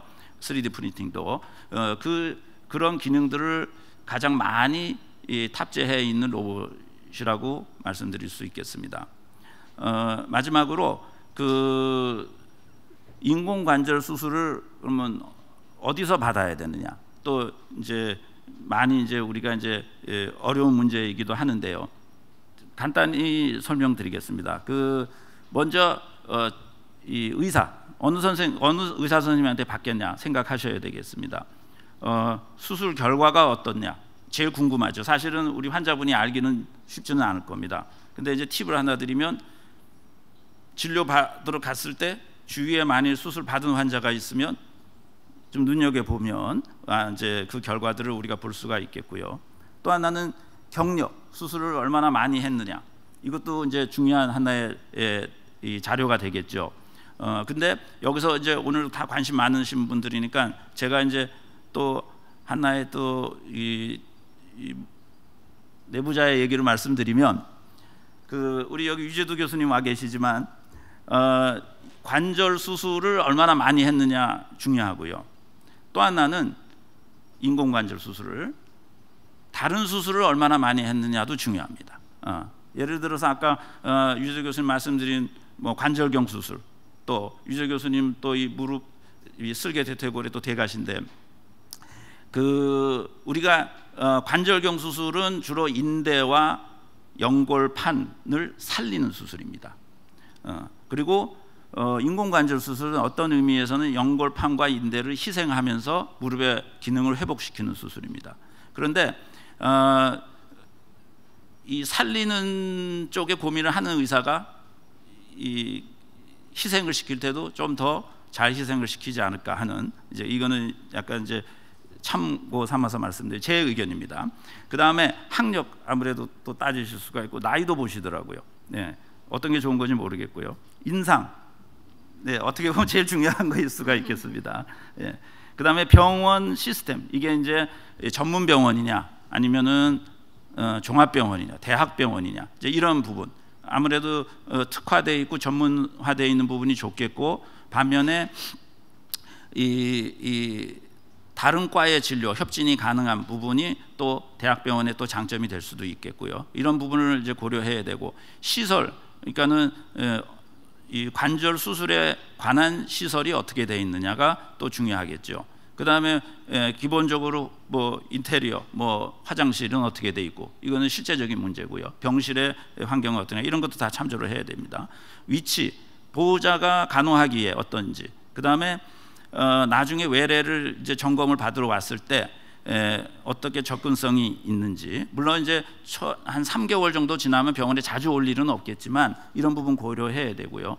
수술 비용 뭐 당연히 중요하겠죠. 그래서 예를 들어서 같은 비용이라고 했을 때 또 입원 기간은 어떻게 되는지, 또 이제 수술 전 검사 비용은 또 어떻게 되는지, 이런 것도 다 참조할 수가 있고요. 그래서 사실은 이런 부분이, 이게 이제 의료 쇼핑이라는 말이 있는데 우리 의사들은 별로 안 좋아합니다. 우리가 쇼핑을 당하는 입장이기 때문에. 근데 환자분 입장에서는 생각할 수 있는 문제라고 저는 느끼고요.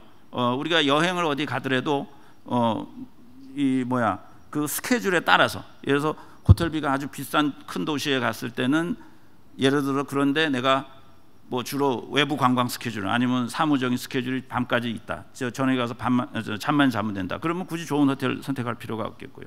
그 다음에 호텔에서 내가 휴가를 즐기겠다, 그렇다면 수영장이 어떤지 식당이 어떤지 다 알아보셔야 되겠죠. 그래서 환자분 입장에서는 이런 부분들을 모두 고민을 해야 될 거고, 사실 답은 없습니다. 그래서 제일 나한테 맞는 것이 어떤 것인지 이제 찾아볼 노력은 있겠습니다. 그래서 오늘 제가 말씀드리는 것은 우선 여기서 마치고요. 이따가 나머지 부분은 이제 이 토의 시간에서 또 말씀드리는 걸로 하겠습니다.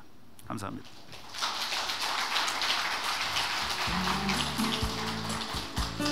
네.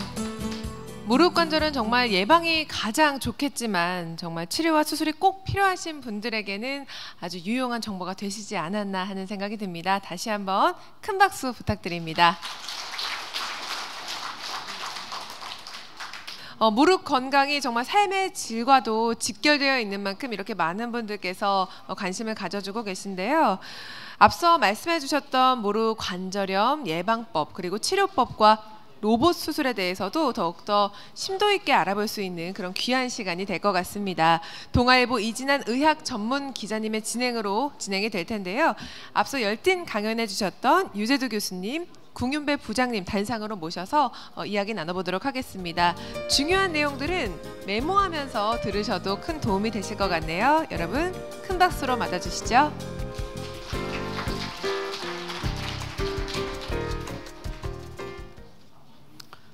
와우, 진짜 많이 오셨네요. 시작하기 전에요, 우리 남혜정 아나운서 다음 달 결혼한다고 해서요, 한번 좀 축하의 발사 한번 부탁드리겠습니다. 아까 그 병원을 선택하는 거 중요하고, 또 좋은 의사 만나는 거 진짜 중요하고, 그래서 우리 궁 부장님께서 좋은 팁을 많이 알려주셨잖아요. 사실 토크 콘서트에 나온 이 두 분은 사실 그 좋은 의사분에 다 해당되는 분이고, 좋은 또 경력도 아주 뛰어나기 때문에 특히 모르는 거 있으면 항상 이 두 분 꼭 생각해 주시고요.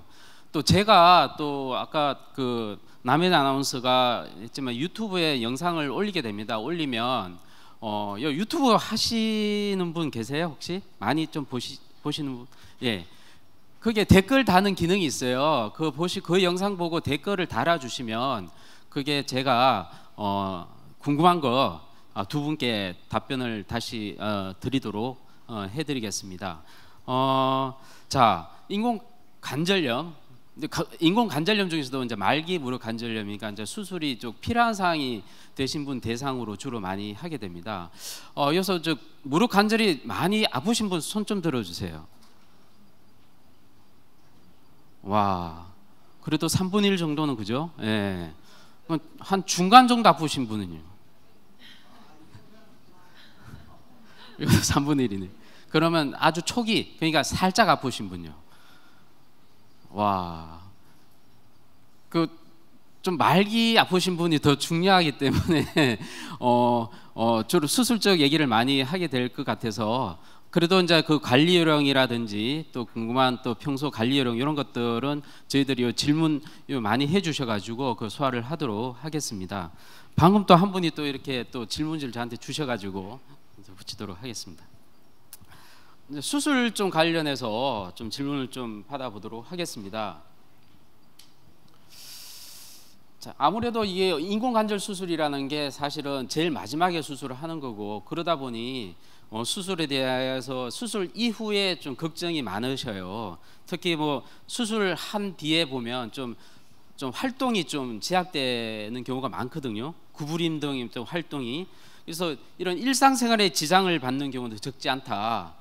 이거에 대해서 실제로 그런지, 그리고 이런 경우 어떻게 해야 될지 우리 두 분 중에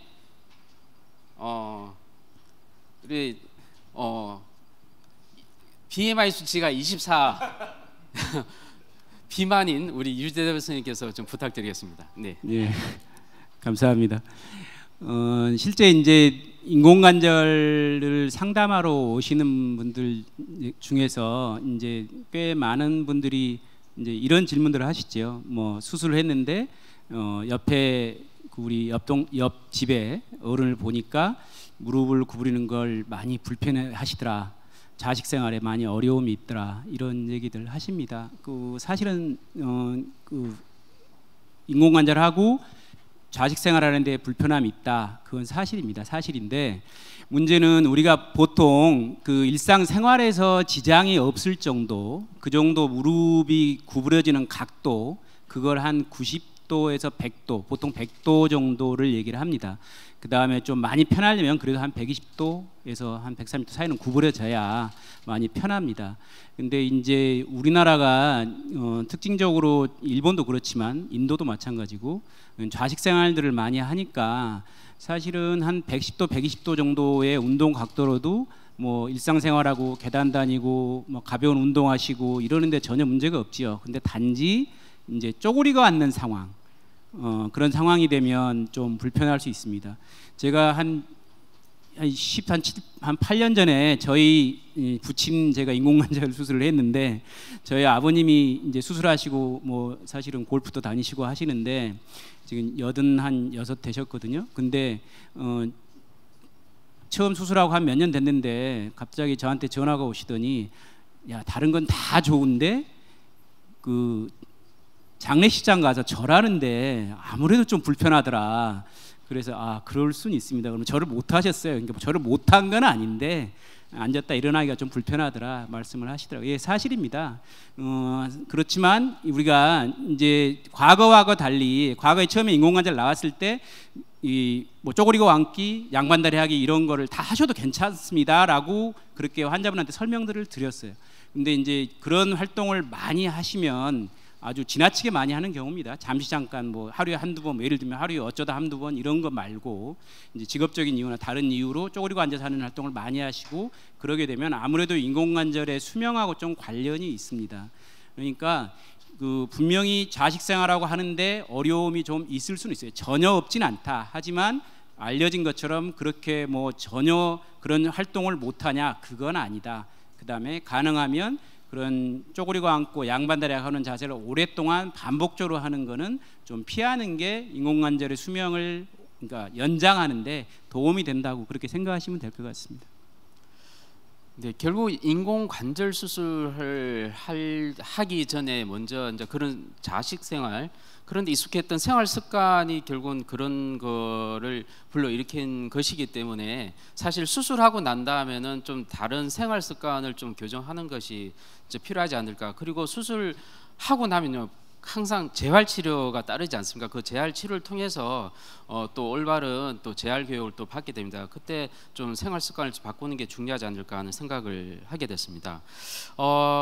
우리 유재들 선대장 또 수술 관련해서 먼저 묻기 전에 아까 우리 군 부장님께서 그 수술에 대해서 여러분들 다 전문가라고 생각하시고 사실 전문가적인 수술 방법을 얘기하셨는데요. 사실 원리는 단순한 거 아닙니까? 그죠? 환자분들이 왔을 때 이 다양한 수술법에 대해서 환자 입장에서 좀 쉽게 한번 어떻게 하는지 아까 3가지가 중요했던 것 같은데, 그죠?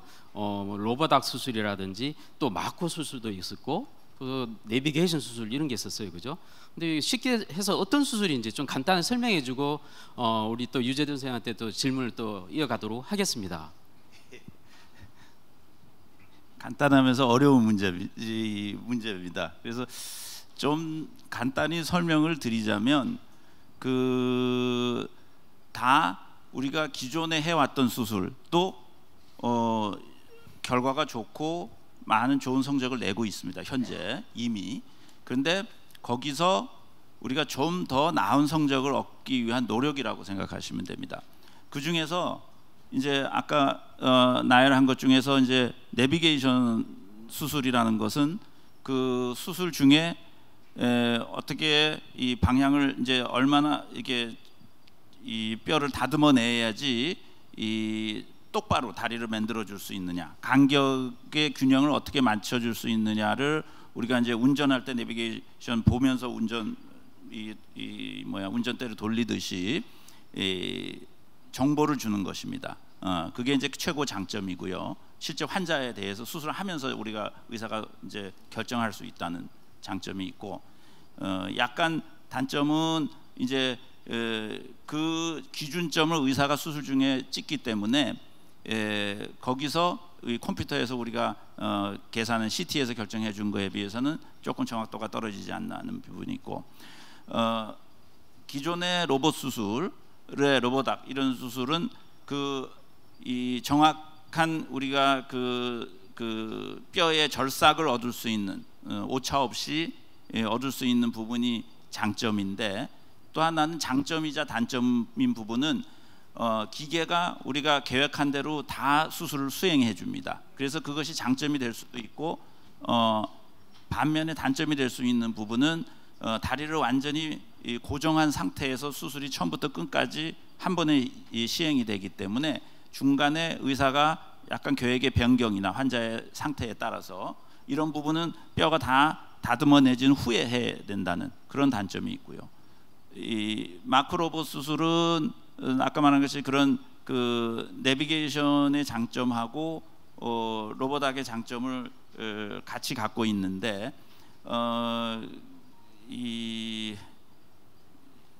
우리가 이제 의사가 수술은 진행을 하는데 로봇 팔이 아까 설명드린 것 같이 원하는 그 뼈의 절삭, 뼈를 어떻게 이제 다듬어 내야 될지를 옆에서 잡아주는, 그러니까 손이 2개가 의사의 손하고 로봇의 손하고 같이 진행하는 수술이라고 생각하면 됩니다.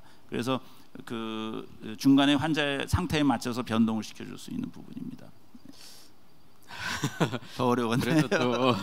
요새 쉽게 생각하면요, 이 인공관절은 여러분들의 마모된 연고를 다 뼈를 다 잘라내고 그 잘라낼 때 제대로 잘라내야 되지 않겠습니까? 정확하게. 그래서 인공관절이 정확하게 들어가서 그게 오랫동안 사용할 수 있는 것이기 때문에 잘못 잘라내가 잘못 끼우면 또 고생하지 않습니까? 그래서 로봇 관절 수술은 정확한 위치에 정확하게 끼어들 수 있도록 제대로 절삭하는 수술 방법입니다.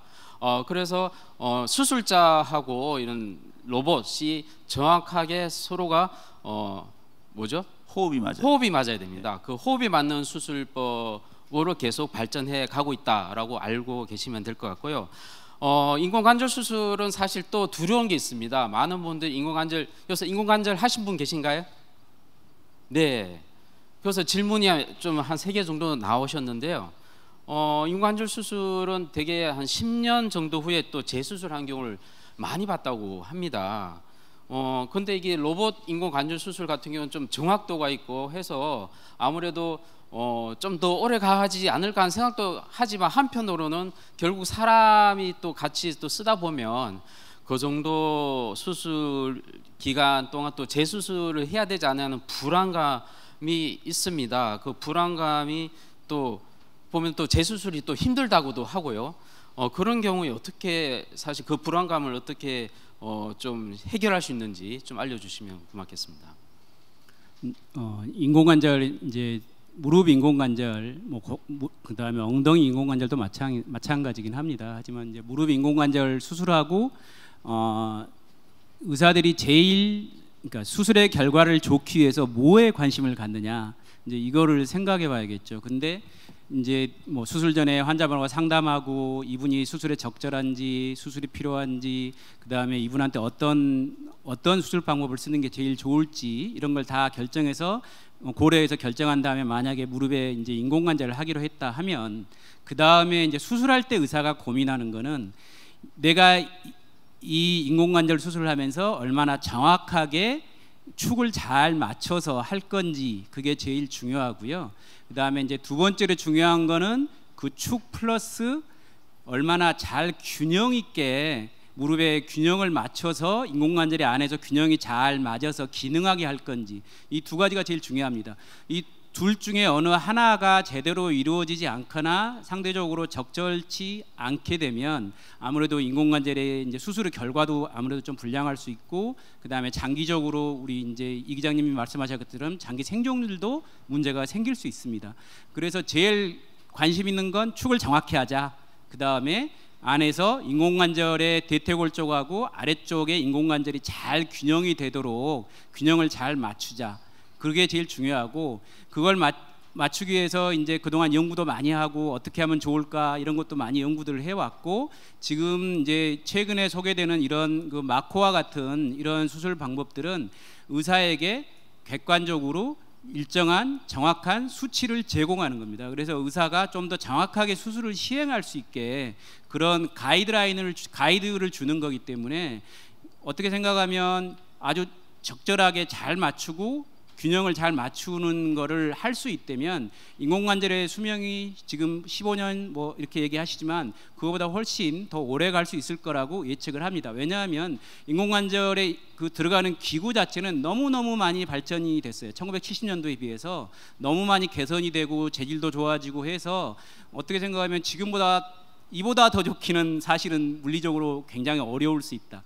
이제 해야 될 거는 의사들이 과거도 마찬가지지만 아주 잘 축을 맞추고 균형을 잘 맞추는 거를 얼마나 일정하게 잘 할 수 있는지 그러기 위해서 우리가 뭐 내비게이션이 됐건 어떤 도움을 좀 받으면 좀 더 크게 결과를 생존율을 더 높일 수 있지 않을까 그렇게 생각을 하는 것입니다. 그래서 지금 말씀하신 그런 우려가 있지만 지금 기술로는 상당히 좋은 결과를 내고 있고 실제 적절하게 잘 되고 그런 인공관절의 경우에는 우리가 기대하는 것보다는 좀 더 오래 가지 않을까라고 지금은 그렇게 생각들을 합니다. 물론 지금까지의 결과라는 거는 과거에 시행됐던 인공관절을 한 10년, 15년 보니까 그중에 일정 부분 환자가 이렇게 문제가 생겨서 재수술이 필요하더라는 것이거든요. 그럼 지금 하고 있는 거는 과거보다는 훨씬 개선이 됐을 거고 지금 개선된 방법과 개선된 인공관절로 수술한 거는 아무래도 지금까지의 보고보다는 좀 더 나을 거라고 또는 훨씬 나을 거라고 믿습니다. 그 나을 거라고 얘기하지 마시고요. 구체적으로 한 어느 정도 몇 년 정도 갈 수 있는지 한번 지금까지 본 환자 중에 한 몇 년 정도 제가 오늘 봤던 환자도 한 18년 됐거든요.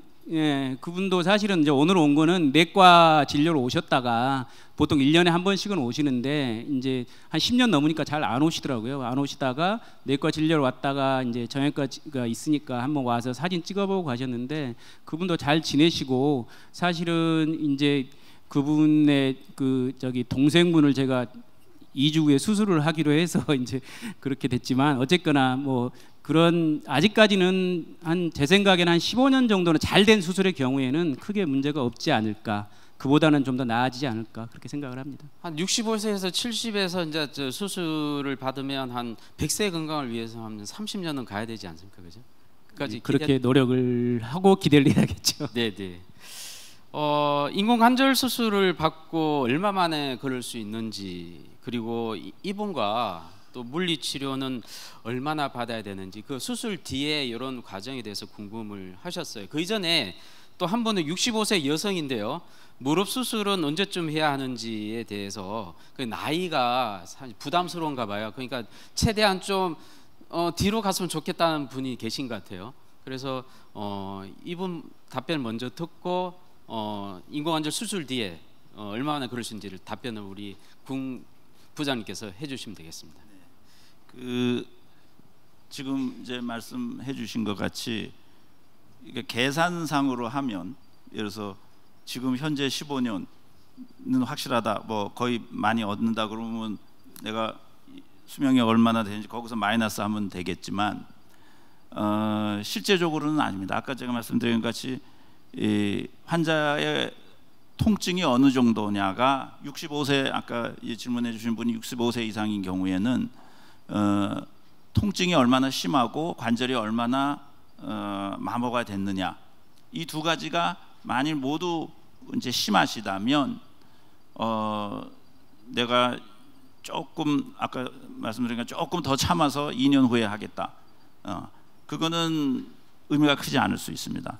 하지만은 그 환자분이 얼마나 아픈지는 우리 환자분이 알기 때문에 우리가 의사도 옆에서 환자분이 얘기해 주시는 것도 옆에서 지켜보는 소견을 갖고 수술을 하시는 게 좋겠습니다, 아니면 좀 더 기다려 보십시오 말씀을 드리는데, 첫 번째 관절염이 많이 말기다라고 의사 선생님한테 얘기 들었고, 그 다음에 실제 내가 이 약이나 주사가 있어야지 일상생활을 할 수 있고 하는 정도라면 65세인 경우에도 수술을 너무 이제 고통을 참아가면서 이제 연기할 필요는 없다고 생각합니다. 예. 하지만은 나는 많이 아픈데 엑스레이는 심하지 않거나 엑스레이는 심한데 나는 그 정도로 느껴지지는 않는다. 그러면 우리가 지켜볼 수 있습니다. 예. 그다음에 이제 그 수명, 아까 수명이요, 재활 입원 이런 문제셨죠.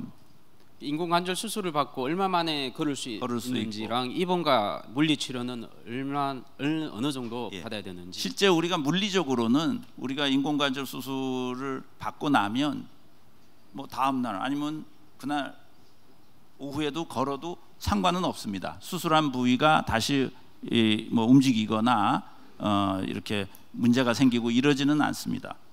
아까 말씀 보여드린 그 세멘트로 고정을 하면 그 순간에 고정은 다 이루어지기 때문에.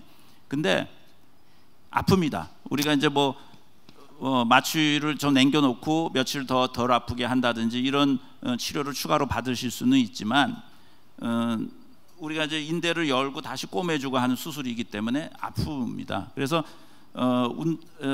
답은 바로 걸을 수도 있습니다. 하지만은 그렇게 바로 걷는 건 저는 그렇게 권하고 싶지는 않습니다. 그것이 이틀 후에 3일 후에 천천히 걷는다고 해서 그 재활의 결과에는 크게 영향을 주지 않습니다. 그것이 몇 주 이렇게 지연이 되면 문제가 되겠지만, 그래서 그런 부분이 있겠고, 관절 운동, 우리가 이제 무릎 관절 운동을 생각했을 때는 처음 2주에서 3주 안에 그래도 어느 정도 아까 유재석 교수님이 얘기하신 그 90도, 100도, 110도 그 정도의 이 굴곡 운동을 본인이 할 수 있을 정도가 되면 이제 괜찮다고 보고요. 그 후에도 물론 이 재활 치료는 계속 하셔야 되는데 일반적으로 수술하고 한 달 반까지는 그래도 내가 회복하기 위해서 운동을 해야 되겠다 하고 생각하고 시간을 들여서 또 정석껏 하는 게 좋겠고요. 한 3개월 정도가 지나면 또 누구는 다 꺾이는데 나는 아직 안 붙어요 그러면서 더 꺾고, 이렇게 그 너무 강박관념을 갖지 않으셔도 될 것 같습니다. 그 3개월 지나면 한 몇 프로 정도는 다 어느 정도 회복되나요? 각도는 3개월 전에 대부분은 다 이제 얻게 되고요. 이제 통증, 가끔 뭐 쑤시고 이제 가끔 붓고 이런 것이 시간이 가면서 조금씩 있었다 없었다 하면서 점점 사라지게 되는 게 한 3개월 정도 되는 것 같습니다. 네. 네? 네? 아, 예. 아까 네네. 이번 기간도 이제 한 중요할 수가 있는데요. 현재 제가 알기로는 이 대학병원 정도 되시는 데서는 한 일주일 입원하는 것 같고요. 이제 저희 병원은 한 2주에서 3주 합니다. 그리고 미국에서는 뭐 3, 4일 만에 퇴원도 시킨다고 합니다. 그러니까 여러 가지 요인이 있습니다. 그래서 더 장단점이 또 있겠고요. 그래서 이제 그거는 그 환자가 회복되는 정도에 따라서 이제 또 결정하시는 게 좋을 것 같습니다. 저 국윤배 선생님 얘기 들어보면 수술을 정하는 것도 참 주치의가 진짜 중요하겠다. 좋은 주치의를 만나서 그 사람 입장에서 생각해서 보통 의사분들은 되게 엑스레이 이런 거 객관적인 것만 보고 이거 수술해야 되는 상태라고 얘기를 하지 않습니까? 그게 아니라 그분의 어떤 진짜로 아픈 건지 또 안 아플 수도 있잖아요, 그죠? 그런 걸 다 감안해서 얘기해주는 주치의분을 좀 만나셔야 되겠다는 생각을 했습니다. 사실 가장 많은 게 65세, 뭐 70세 분들이 또 고민이 많으신데 이게 또 질문지에 또 보면 저는 80세 이상의 고령 환자입니다. 저 같은 나이에서도 로봇 인공관절 수술을 또 받을 수 있는지에 대한 고민이 있으셨거든요. 나이 제한이 어떻게 있을 것 같기도 한데요. 너무 나이가 많으시면 좀 하기 힘들지 않을까 싶기도 합니다. 어떻습니까? 그 나이 숫자는 중요하지 않고요. 예. 네. 환자분의 건강 상태, 전신 상태가 어떤지가 가장 중요한 것 같습니다. 그 80세 이상이면 이제 저는 로봇 수술로만 이제 하고 있는데 차이 나는 건 있습니다. 그러니까는 환자분들 중에서 양쪽 무릎이 심했을 때 건강 상태가 허락하면 양쪽을 같이 받는 것을 더 선호하시는 분이 많은데 80세가 지나면 저는 특별한 경우가 아니라면 이렇게 나눠서 하시는 게 어떻겠어요 말씀드립니다. 그러니까 하루에 하지를 않고 한쪽을 하고 한 일주일이나 열흘 아니면 아예 2, 3개월 후에 하는 쪽으로 권하고요. 하지만 그것도 이제 환자분하고 얘기를 나눠보고 또 환자분의 상태에 따라서 변경이 있을 수 있습니다. 지금 저한테 지금 오늘이 딱 2주 되신 환자분인데 81세 남자분입니다.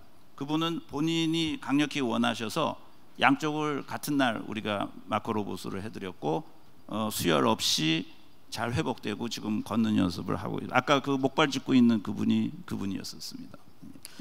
저 유 교수님 어떻습니까? 그 대학병원에서 제가 어떤 보도자료 보면 한 100세 된 분도 수술을 받는 걸 제가 보긴 봤거든요. 뭐 이제 방금 얘기한 것처럼 나이가 아주 중요한 팩터라고 요소라고만 이제 주장할 수는 없고요. 왜냐하면 이게 결국은 이제 무릎 인공관절 수술이라는 게 어느 정도의 출혈을 동반하고 있는 수술이기 때문에 물론 지혈을 잘하고 여러 가지 노력들을 하지요. 그 다음에 수술에 따르는 환자분의 전신 건강 상태가 어느 정도인지 예를 들면 뭐 한 70세여도 굉장히 여러 가지 성인병이라든지 이런 거가 다 동반돼 있는 분도 있을 거고 또 90세, 85세 이렇게 되시더라도 그렇지 않은 분들이 있을 거고 그럴 겁니다. 이제 중요한 건 예를 들면 나이를 기준으로 수술을 하고 안 하고 이런 판단을 하는 것보다는 환자분의 이제 통증의 정도나 이 수술로 내가 얼마나 이 환자분의 도움을 줄 수 있는지 그거를 일단 결정을 해야 되고 그 다음에 이런 수술이 환자분이 이런 수술을 받을 때 거기에 따르는 여러 가지 위험이라든지 이런 게 어느 정도인지를 고려하면 그 다음에 나이는 고려해야 될 문제라고 생각을 합니다. 예, 실제로 뭐 90세 이렇게 80세 후반, 90대 초반, 뭐 100세까지는 저는 해본 적은 없고 90 하나, 둘 이 정도는 뭐 많지는 않지만 해본 적이 있는데 중요한 건 환자분의 전신 건강 상태가 어느 정도인지 그 다음에 환자가 실제로 얼마나 건강 통증으로 힘들어하시는지, 예를 들면 보족이나 가벼운 케인 지팡이 정도로 잘 지낼 수 있다면 90세 넘는 환자분을 굳이 수술할 필요는 없을 것 같고, 단지 이제 그런 걸로도 너무 힘드시고 일상생활에 힘드시다면 그렇다면 고려해 볼 수는 있을 것 같습니다. 그 예전에는 그 사람이 손으로 다 했었는데 지금은 로봇 인공관절 수술이 워낙 발전되다 보니까 그죠? 좀 더 출혈도 훨씬 적고 더 정확하게 되기 때문에 사실은 나이가 좀 많으셔도 이제 전신 상태만 좋다면 충분히 가능하다라고 말씀을 하셨습니다. 이렇게 진행하다 보니까 제가 제 소개를 처음에 못 해가지고 다시 제 소개를 하겠습니다. 저는 의대를 졸업하고 이제 의학 전문 기자로 들어온 지 20년 됐고요. 나는 몸신이다라는 프로에 제가 한 4년 정도 고정 출연하고 있고, 내일 그 나는 몸신이다 혹시 이게 보시는 분 내일은 꿀잠에 대한 주제로 합니다. 그래서 꿀잠을 꼭 봐주시면 제가 좋은 말 많이 하는 걸 보실 수 있습니다. 이건 깨알 홍보니까 이건 좀 편집 좀 해주시고요. 자, 지금까지 수술에 대해서 많이 얘기를 하셨는데요. 사실 수술 아닌 초기 관절염 또 중기 관절염 환자분들이 또 가장 또 치료를 많이 받는 시술이 많죠. 그 중에 어떤 시술이 가장 많죠? 찌르는, 그죠? 찌르는 주사 뭐라고 하죠? 네? 스테로이드. 야, 그렇게 하지. 요즘은 그냥 뼈 주사를 안 하고 이제 스테로이드 주사라고 그냥 하시는군요. 자, 무릎이 아파서 정형외과 갔는데 이상이 없는데 일주일에 한 번씩 3주에 3번 주사 맞으라고 하는데 이 스테로이드 주사 안 맞아.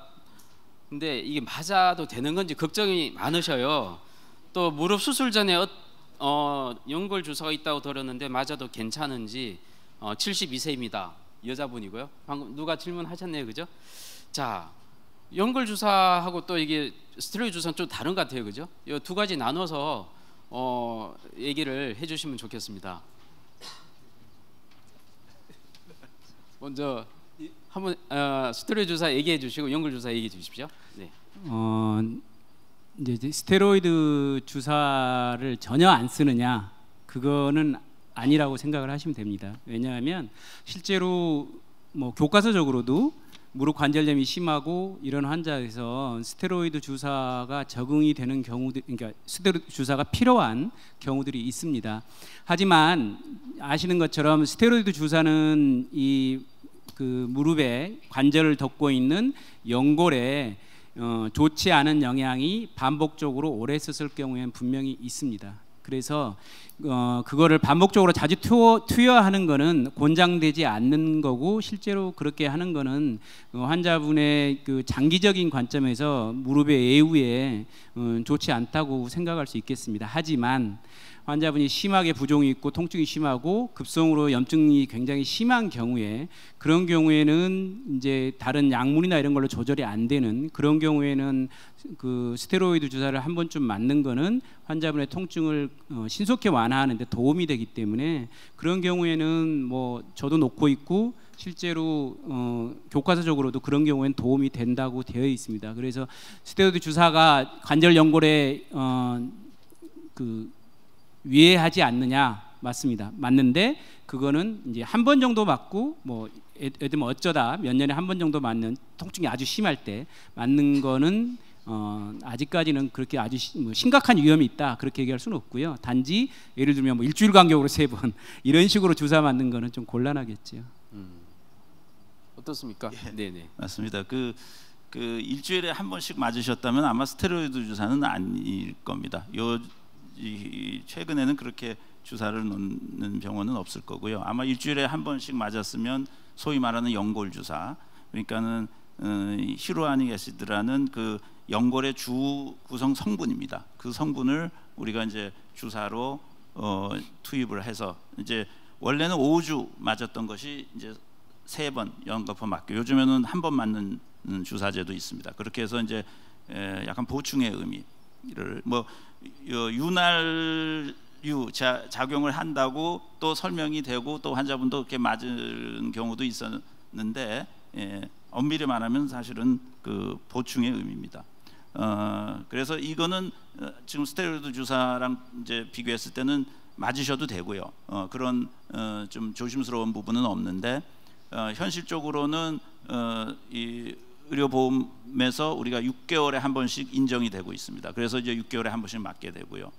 그 스테로이드 주사에 대해서 약간 이제 더 말을 덧붙이면은 유재석 교수님 다 얘기해 주셨는데, 왜냐하면 제가 제 박사 논문이 관절염의 환자에서 스테로이드 주사에 대한 논문입니다. 그래서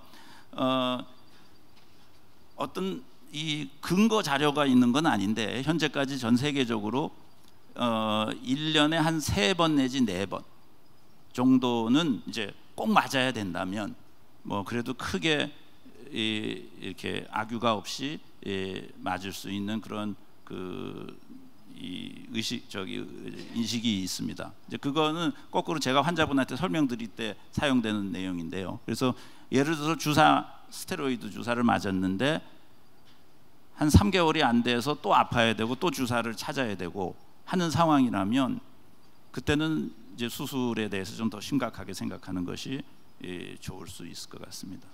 네. 되게 척추 수술은 좀 시간을 두고 좀 지나고 참아보면 다시 회복되는 경우가 많은 것을 확인할 수가 있지만, 이게 무릎 같은 경우는 사실 연골이 닳아서 생기는 만성 질환이라서 재생하기가 쉽지가 않고 어려운 거잖아요, 그죠? 그래서 계속 통증을 참다가 결국 수술하는 거랑 바로 수술해서 또 삶의 질을 생각한 거랑 앞으로 또 재수술 이런 걸 여러 가지 감안하셔서 적당한 시점을 나름 찾아서 계산해서 찾는 게 중요하지 않을까 하는 생각을 했습니다. 우리 유재도 선생님께서 아까 그 예방법에 대해서 굉장히 이제 설명 자세히 해주셨는데, 그러다 보니까 또 걷는 게 좋다고 해서 여기 또 질문이 있네요. 하루에 15,000보에서 20,000보를 걷고 있어요. 누가 걷고 있는 거죠? 아까 질문을 누가 너무 많이 걷는다고들 하는데요. 그래, 무릎도 아파 더 물리치료를 또 한다고 합니다. 사실 근데 15,000에서 20,000보 어느 정도 무릎 관절염 있는 분인 것 같고요. 여기에 또 덧붙여가지고 좀 계단 오르는 거 있잖아요. 계단 오를 때 아까 자기 몸무게 몇 배 정도 된다고 하셨죠? 2배에서 3배 정도의 체중 하중을 짚고 올라가는 것이기 때문에 사실 조심하라고 한 것 같은데요. 어떻습니까? 그래도 건강을 위해서 계단 오르기 내리기 또 걷기 한 20,000보 가량 하는 것에 대해서 어떻게 보시는지요? 저도 이제 그 병원에서 근무할 때 이제 운동 목적으로 이제 사실 계단을 이제 오르내리기를 하죠. 뭐 항상 그런 건 아니지만 계단을 다니는데, 이제 관절염이 없는 분들, 이제 지나치게 과체중이 아닌 분들, 이런 분들은 계단 오르내리기가 분명히 근력 강화 운동하고 뭐 심폐기능을 호전시키고 이런 데 도움이 되는 건 맞고요. 근데 이제 문제는 그러면 관절염도 꽤 심하시고 그다음에 근력도 떨어져 있는데 계단 오르내리기를 이제 운동 목적으로 이렇게 막 심하게 하신다. 그거는 권장되는 건 아니겠죠. 이제 그런 분들에서 좀 할 수 있는 거는 뭐 주변에 여건이 되신다면 계단보다는 좀 경사지를 이제 걷는 게 훨씬 도움이 될 수 있고요. 그다음에 예를 들면 10,000보, 20,000보 뭐 하루에 걷는다. 뭐 본인이 걷고 나서 무릎에 부종이나 통증이나 또는 그것 때문에 밤잠을 설친다든지 이런 문제가 없다면 사실은 그만큼 걷는다고 그래서 환자분의 관절에 꼭 위해가 간다 이렇게 얘기할 수는 없습니다. 그렇지만 내가 한 20,000보, 30,000보를 걷는데 예를 들면 한 5,000보를 걸어갔는데 그 다음에 너무너무 아프고 힘든데 그래 이걸 이겨내야 내가 무릎의 건강이 좋아지고 통증이 완화될 거야 하고 참고 쭉 걸어가시면 이제 점점 더 심한 통증으로 고생하실 수도 있습니다. 그러니까 그거는 아까 얘기 드렸지만 본인이 이제 걸어보시면 이 정도 걸으면 내가 통증이 없고 걷고 나서 이 정도는 내가 크게 휴식 시간을 갖지 않아도 일상생활에도 문제가 없고 그러면 그 정도 거리를 좀 많이 걸으면 오히려 좋겠죠. 근데 이제 걷고 나서 통증이 심해진다든지 계단을 다니는데 너무너무 아파서 안 된다든지 이런 경우에 그걸 참고 그거를 하실 필요는 없다고 생각을 합니다. 혹시 계단 오를 때 좀 올바른 자세 그런 게 혹시 있을까요? 가능하면 이제 그 발과 발 사이의 보폭을 좀 줄여서 걷는 걸 일반적으로 권장을 합니다. 이 계단 있으니까 한번 좀 보여주시죠. 네. 박수 한번 주세요. 그 흔히 호보라고 아마 들어보셨을 겁니다. 그래서 이제 몸의 에너지 소모를 제일 적게 하고 무릎에 무리가 적게 가는 거는 흔히 말하듯이 이제 이런 식으로 올라가는 것보다는 이게 양쪽 발의 보폭을 줄여서 이런 식으로 올라간다고 생각을 하시면 됩니다. 보폭을 줄여서 예, 발과 발 사이에 간격을 줄여서 한번 해보실까요? 어떻게요? 이거 안 보이니까 위에서 한번 하시죠. 예, 여기서 네. 이제 이런 식으로 약간, 그러니까 우리 흔히 그럴 때 팔자그런처럼 이렇게 걷는 것보단 네네. 이게 이제 약간 이렇게 여자분들 걷는 여자분들은 이런 식으로 이렇게. 그렇게까지 심하고 또 보폭을 넓히는 것보다는 좁힌다는 개념으로 이렇게 하시라는 얘기입니다. 예, 고맙습니다. 네, 자 무릎 관절염 이제 중기 환자분의 애안을 들어봤고요. 이제 무릎 관절염 초기 또 질문도 있습니다. 초기에 관리를 어떻게 해야 좋습니까? 아주 초기인가 봐요, 그죠? 이분은 또 테니스를 또 즐겨하나 봐요. 테니스는 진짜 안 좋습니까? 뭐 이런 질문을 하셨는데요. 초기에 관리를 잘하면 중기까지 넘어가는 게 좀 시간이 좀 벌 수 있지 않을까 하는 생각도 듭니다. 어떻습니까? 테니스 좋은 운동입니다.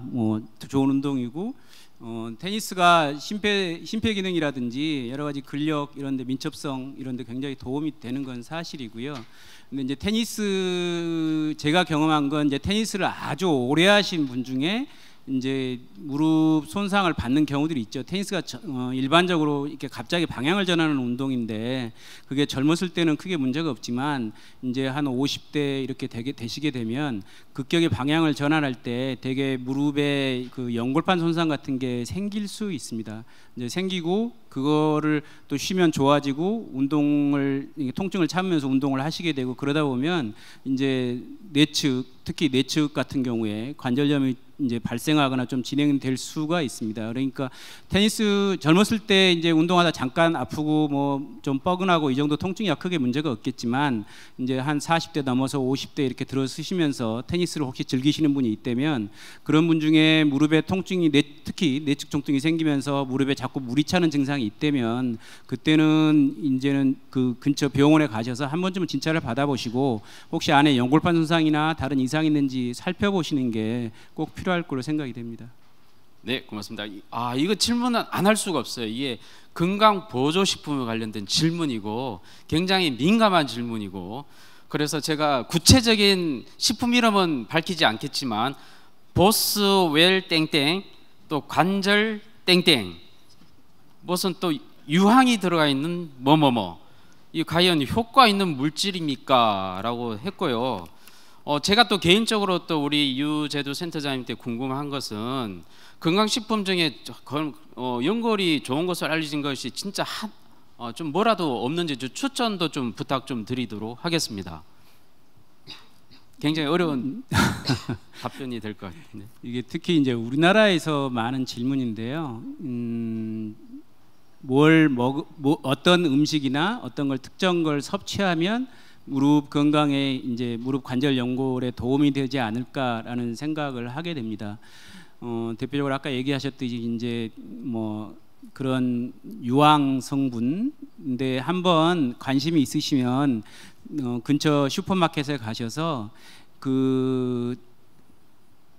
그러니까 카레가 대표적으로 이제 그런 인도에서 들어있는 그런 식품이죠. 근데 가서 이 안에 혹시 도대체 그 식용 유황이죠. 이제 그게 얼마나 들어있는지 한번 살펴보시면 양이 굉장히 적습니다, 사실은. 근데 그 임상적으로 지금 연구돼서 이제 보고된 바에 의하면 한 6g 정도를 3개월 정도 섭취하면 그러면 관절 통증과 근육 기능의 개선 효과가 있다라고 이제 그런 몇몇 알려진 것들이 있습니다. 예를 들면 유황의 예를 들면. 근데 사실은 식품으로 그 정도를 섭취하기에는 굉장히 어렵습니다. 어렵고 또 예를 들면 이제 식용 유황이긴 하지만 광황이죠. 광황의 경우에 이제 많이 섭취하면 상대적으로 또 다른 문제들이 있습니다.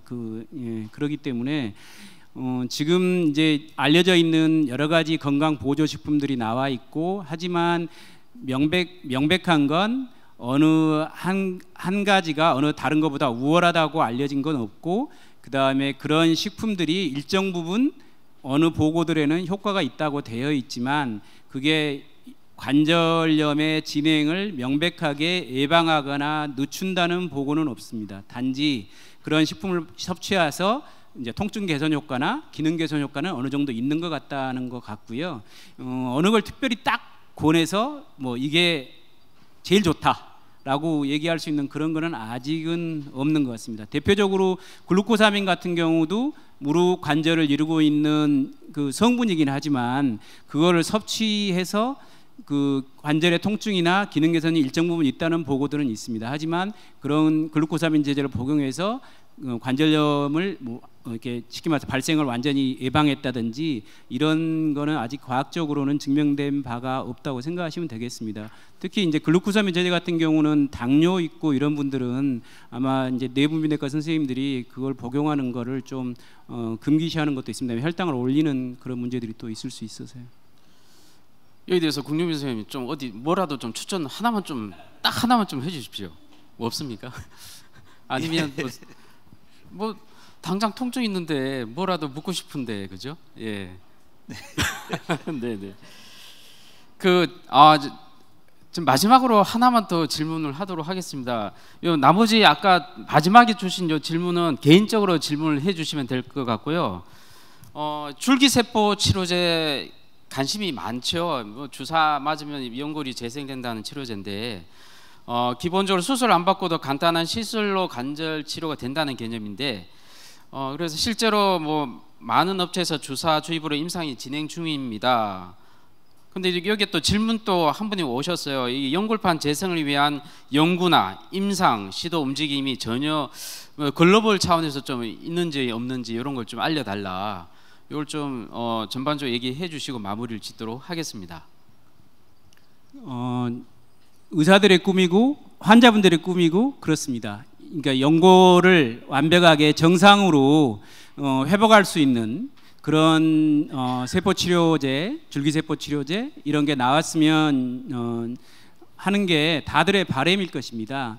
하지만 아직까지의 이제 뭐 세계적인 임상 결과도 그렇고 우리나라의 연구 결과도 그렇고 아직은 좀 제한점이 있습니다. 예를 들면 아주 진행된 말기 관절염 환자에서 줄기세포 치료가 그 환자의 그 연골을 완벽히 재상하고 기능을 완벽히 회복할 거냐, 아직까지는 그렇지 않다는 게 일단은 정답이라고 생각하시면 좋을 것 같습니다. 왜냐하면 아직도 그런 치료제들은 아주 광범위한 연골 결손보다는 어느 정도 한정된 국소적인 연골 결손에 많은 도움이 되고, 아주 진행된 관절염보다는 좀 초기 관절염, 중등동 관절염에서 연골 결손이 있는 부위가 좀 이렇게 적을 때, 쉽게 말해서 그런 경우에 도움이 되고요. 또 하나 중요한 거는 연골 재생이 됐다고 해서 환자의 기능 개선과 통증 개선이 반드시 되지는 않습니다. 왜냐하면 퇴행성 관절염이라는 것은 단순히 연골이 마모돼서만 생기는 질환은 아닙니다. 그 외에도 여러 가지 요소가 관여하고 있기 때문에, 예를 들면 연골만 완벽하게 재생하는 치료제가 나오면 그러면 우리가 퇴행성 관절염을 정복한다고 얘기할 수 있느냐? 아마 그렇지 않을 거고요. 전반적으로 무릎 안의 환경을 무릎 안에 관절염을 일으키는 환경, 관절염으로 인해서 염증이 증가되어 있는 이런 환경을 다 해소할 수 있는 그런 치료제가 나와야 될 건데, 그거는 아직까지는 좀 시간이 필요하고, 지금까지는 아주 진행된 관절염에서는 인공관절 수술이 환자의 통증이 심화되면 비용 대비 효과가 있는 가장 적절한 치료라고 생각하시는 게 옳다고 생각합니다. 네, 시간이 많이 지나서요. 오늘 유재도 선생님하고 국유민 선생님 좋은 답변 감사드립니다. 여러분 큰 박수로 한번 좀 박수 부탁드리겠습니다. 감사합니다. 네, 여러분 유익한 시간 되셨습니까?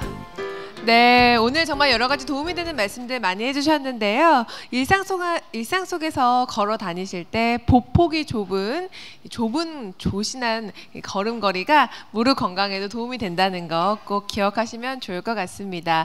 환절기에 여러 가지 질환 때문에 고생하시는 분들 많을 것 같은데요. 이럴 때일수록 옷 따뜻하게 입으셔서 감기 조심하시고요. 제철 음식도 잘 챙겨 드셔서 건강한 가을 보내시면 좋겠습니다.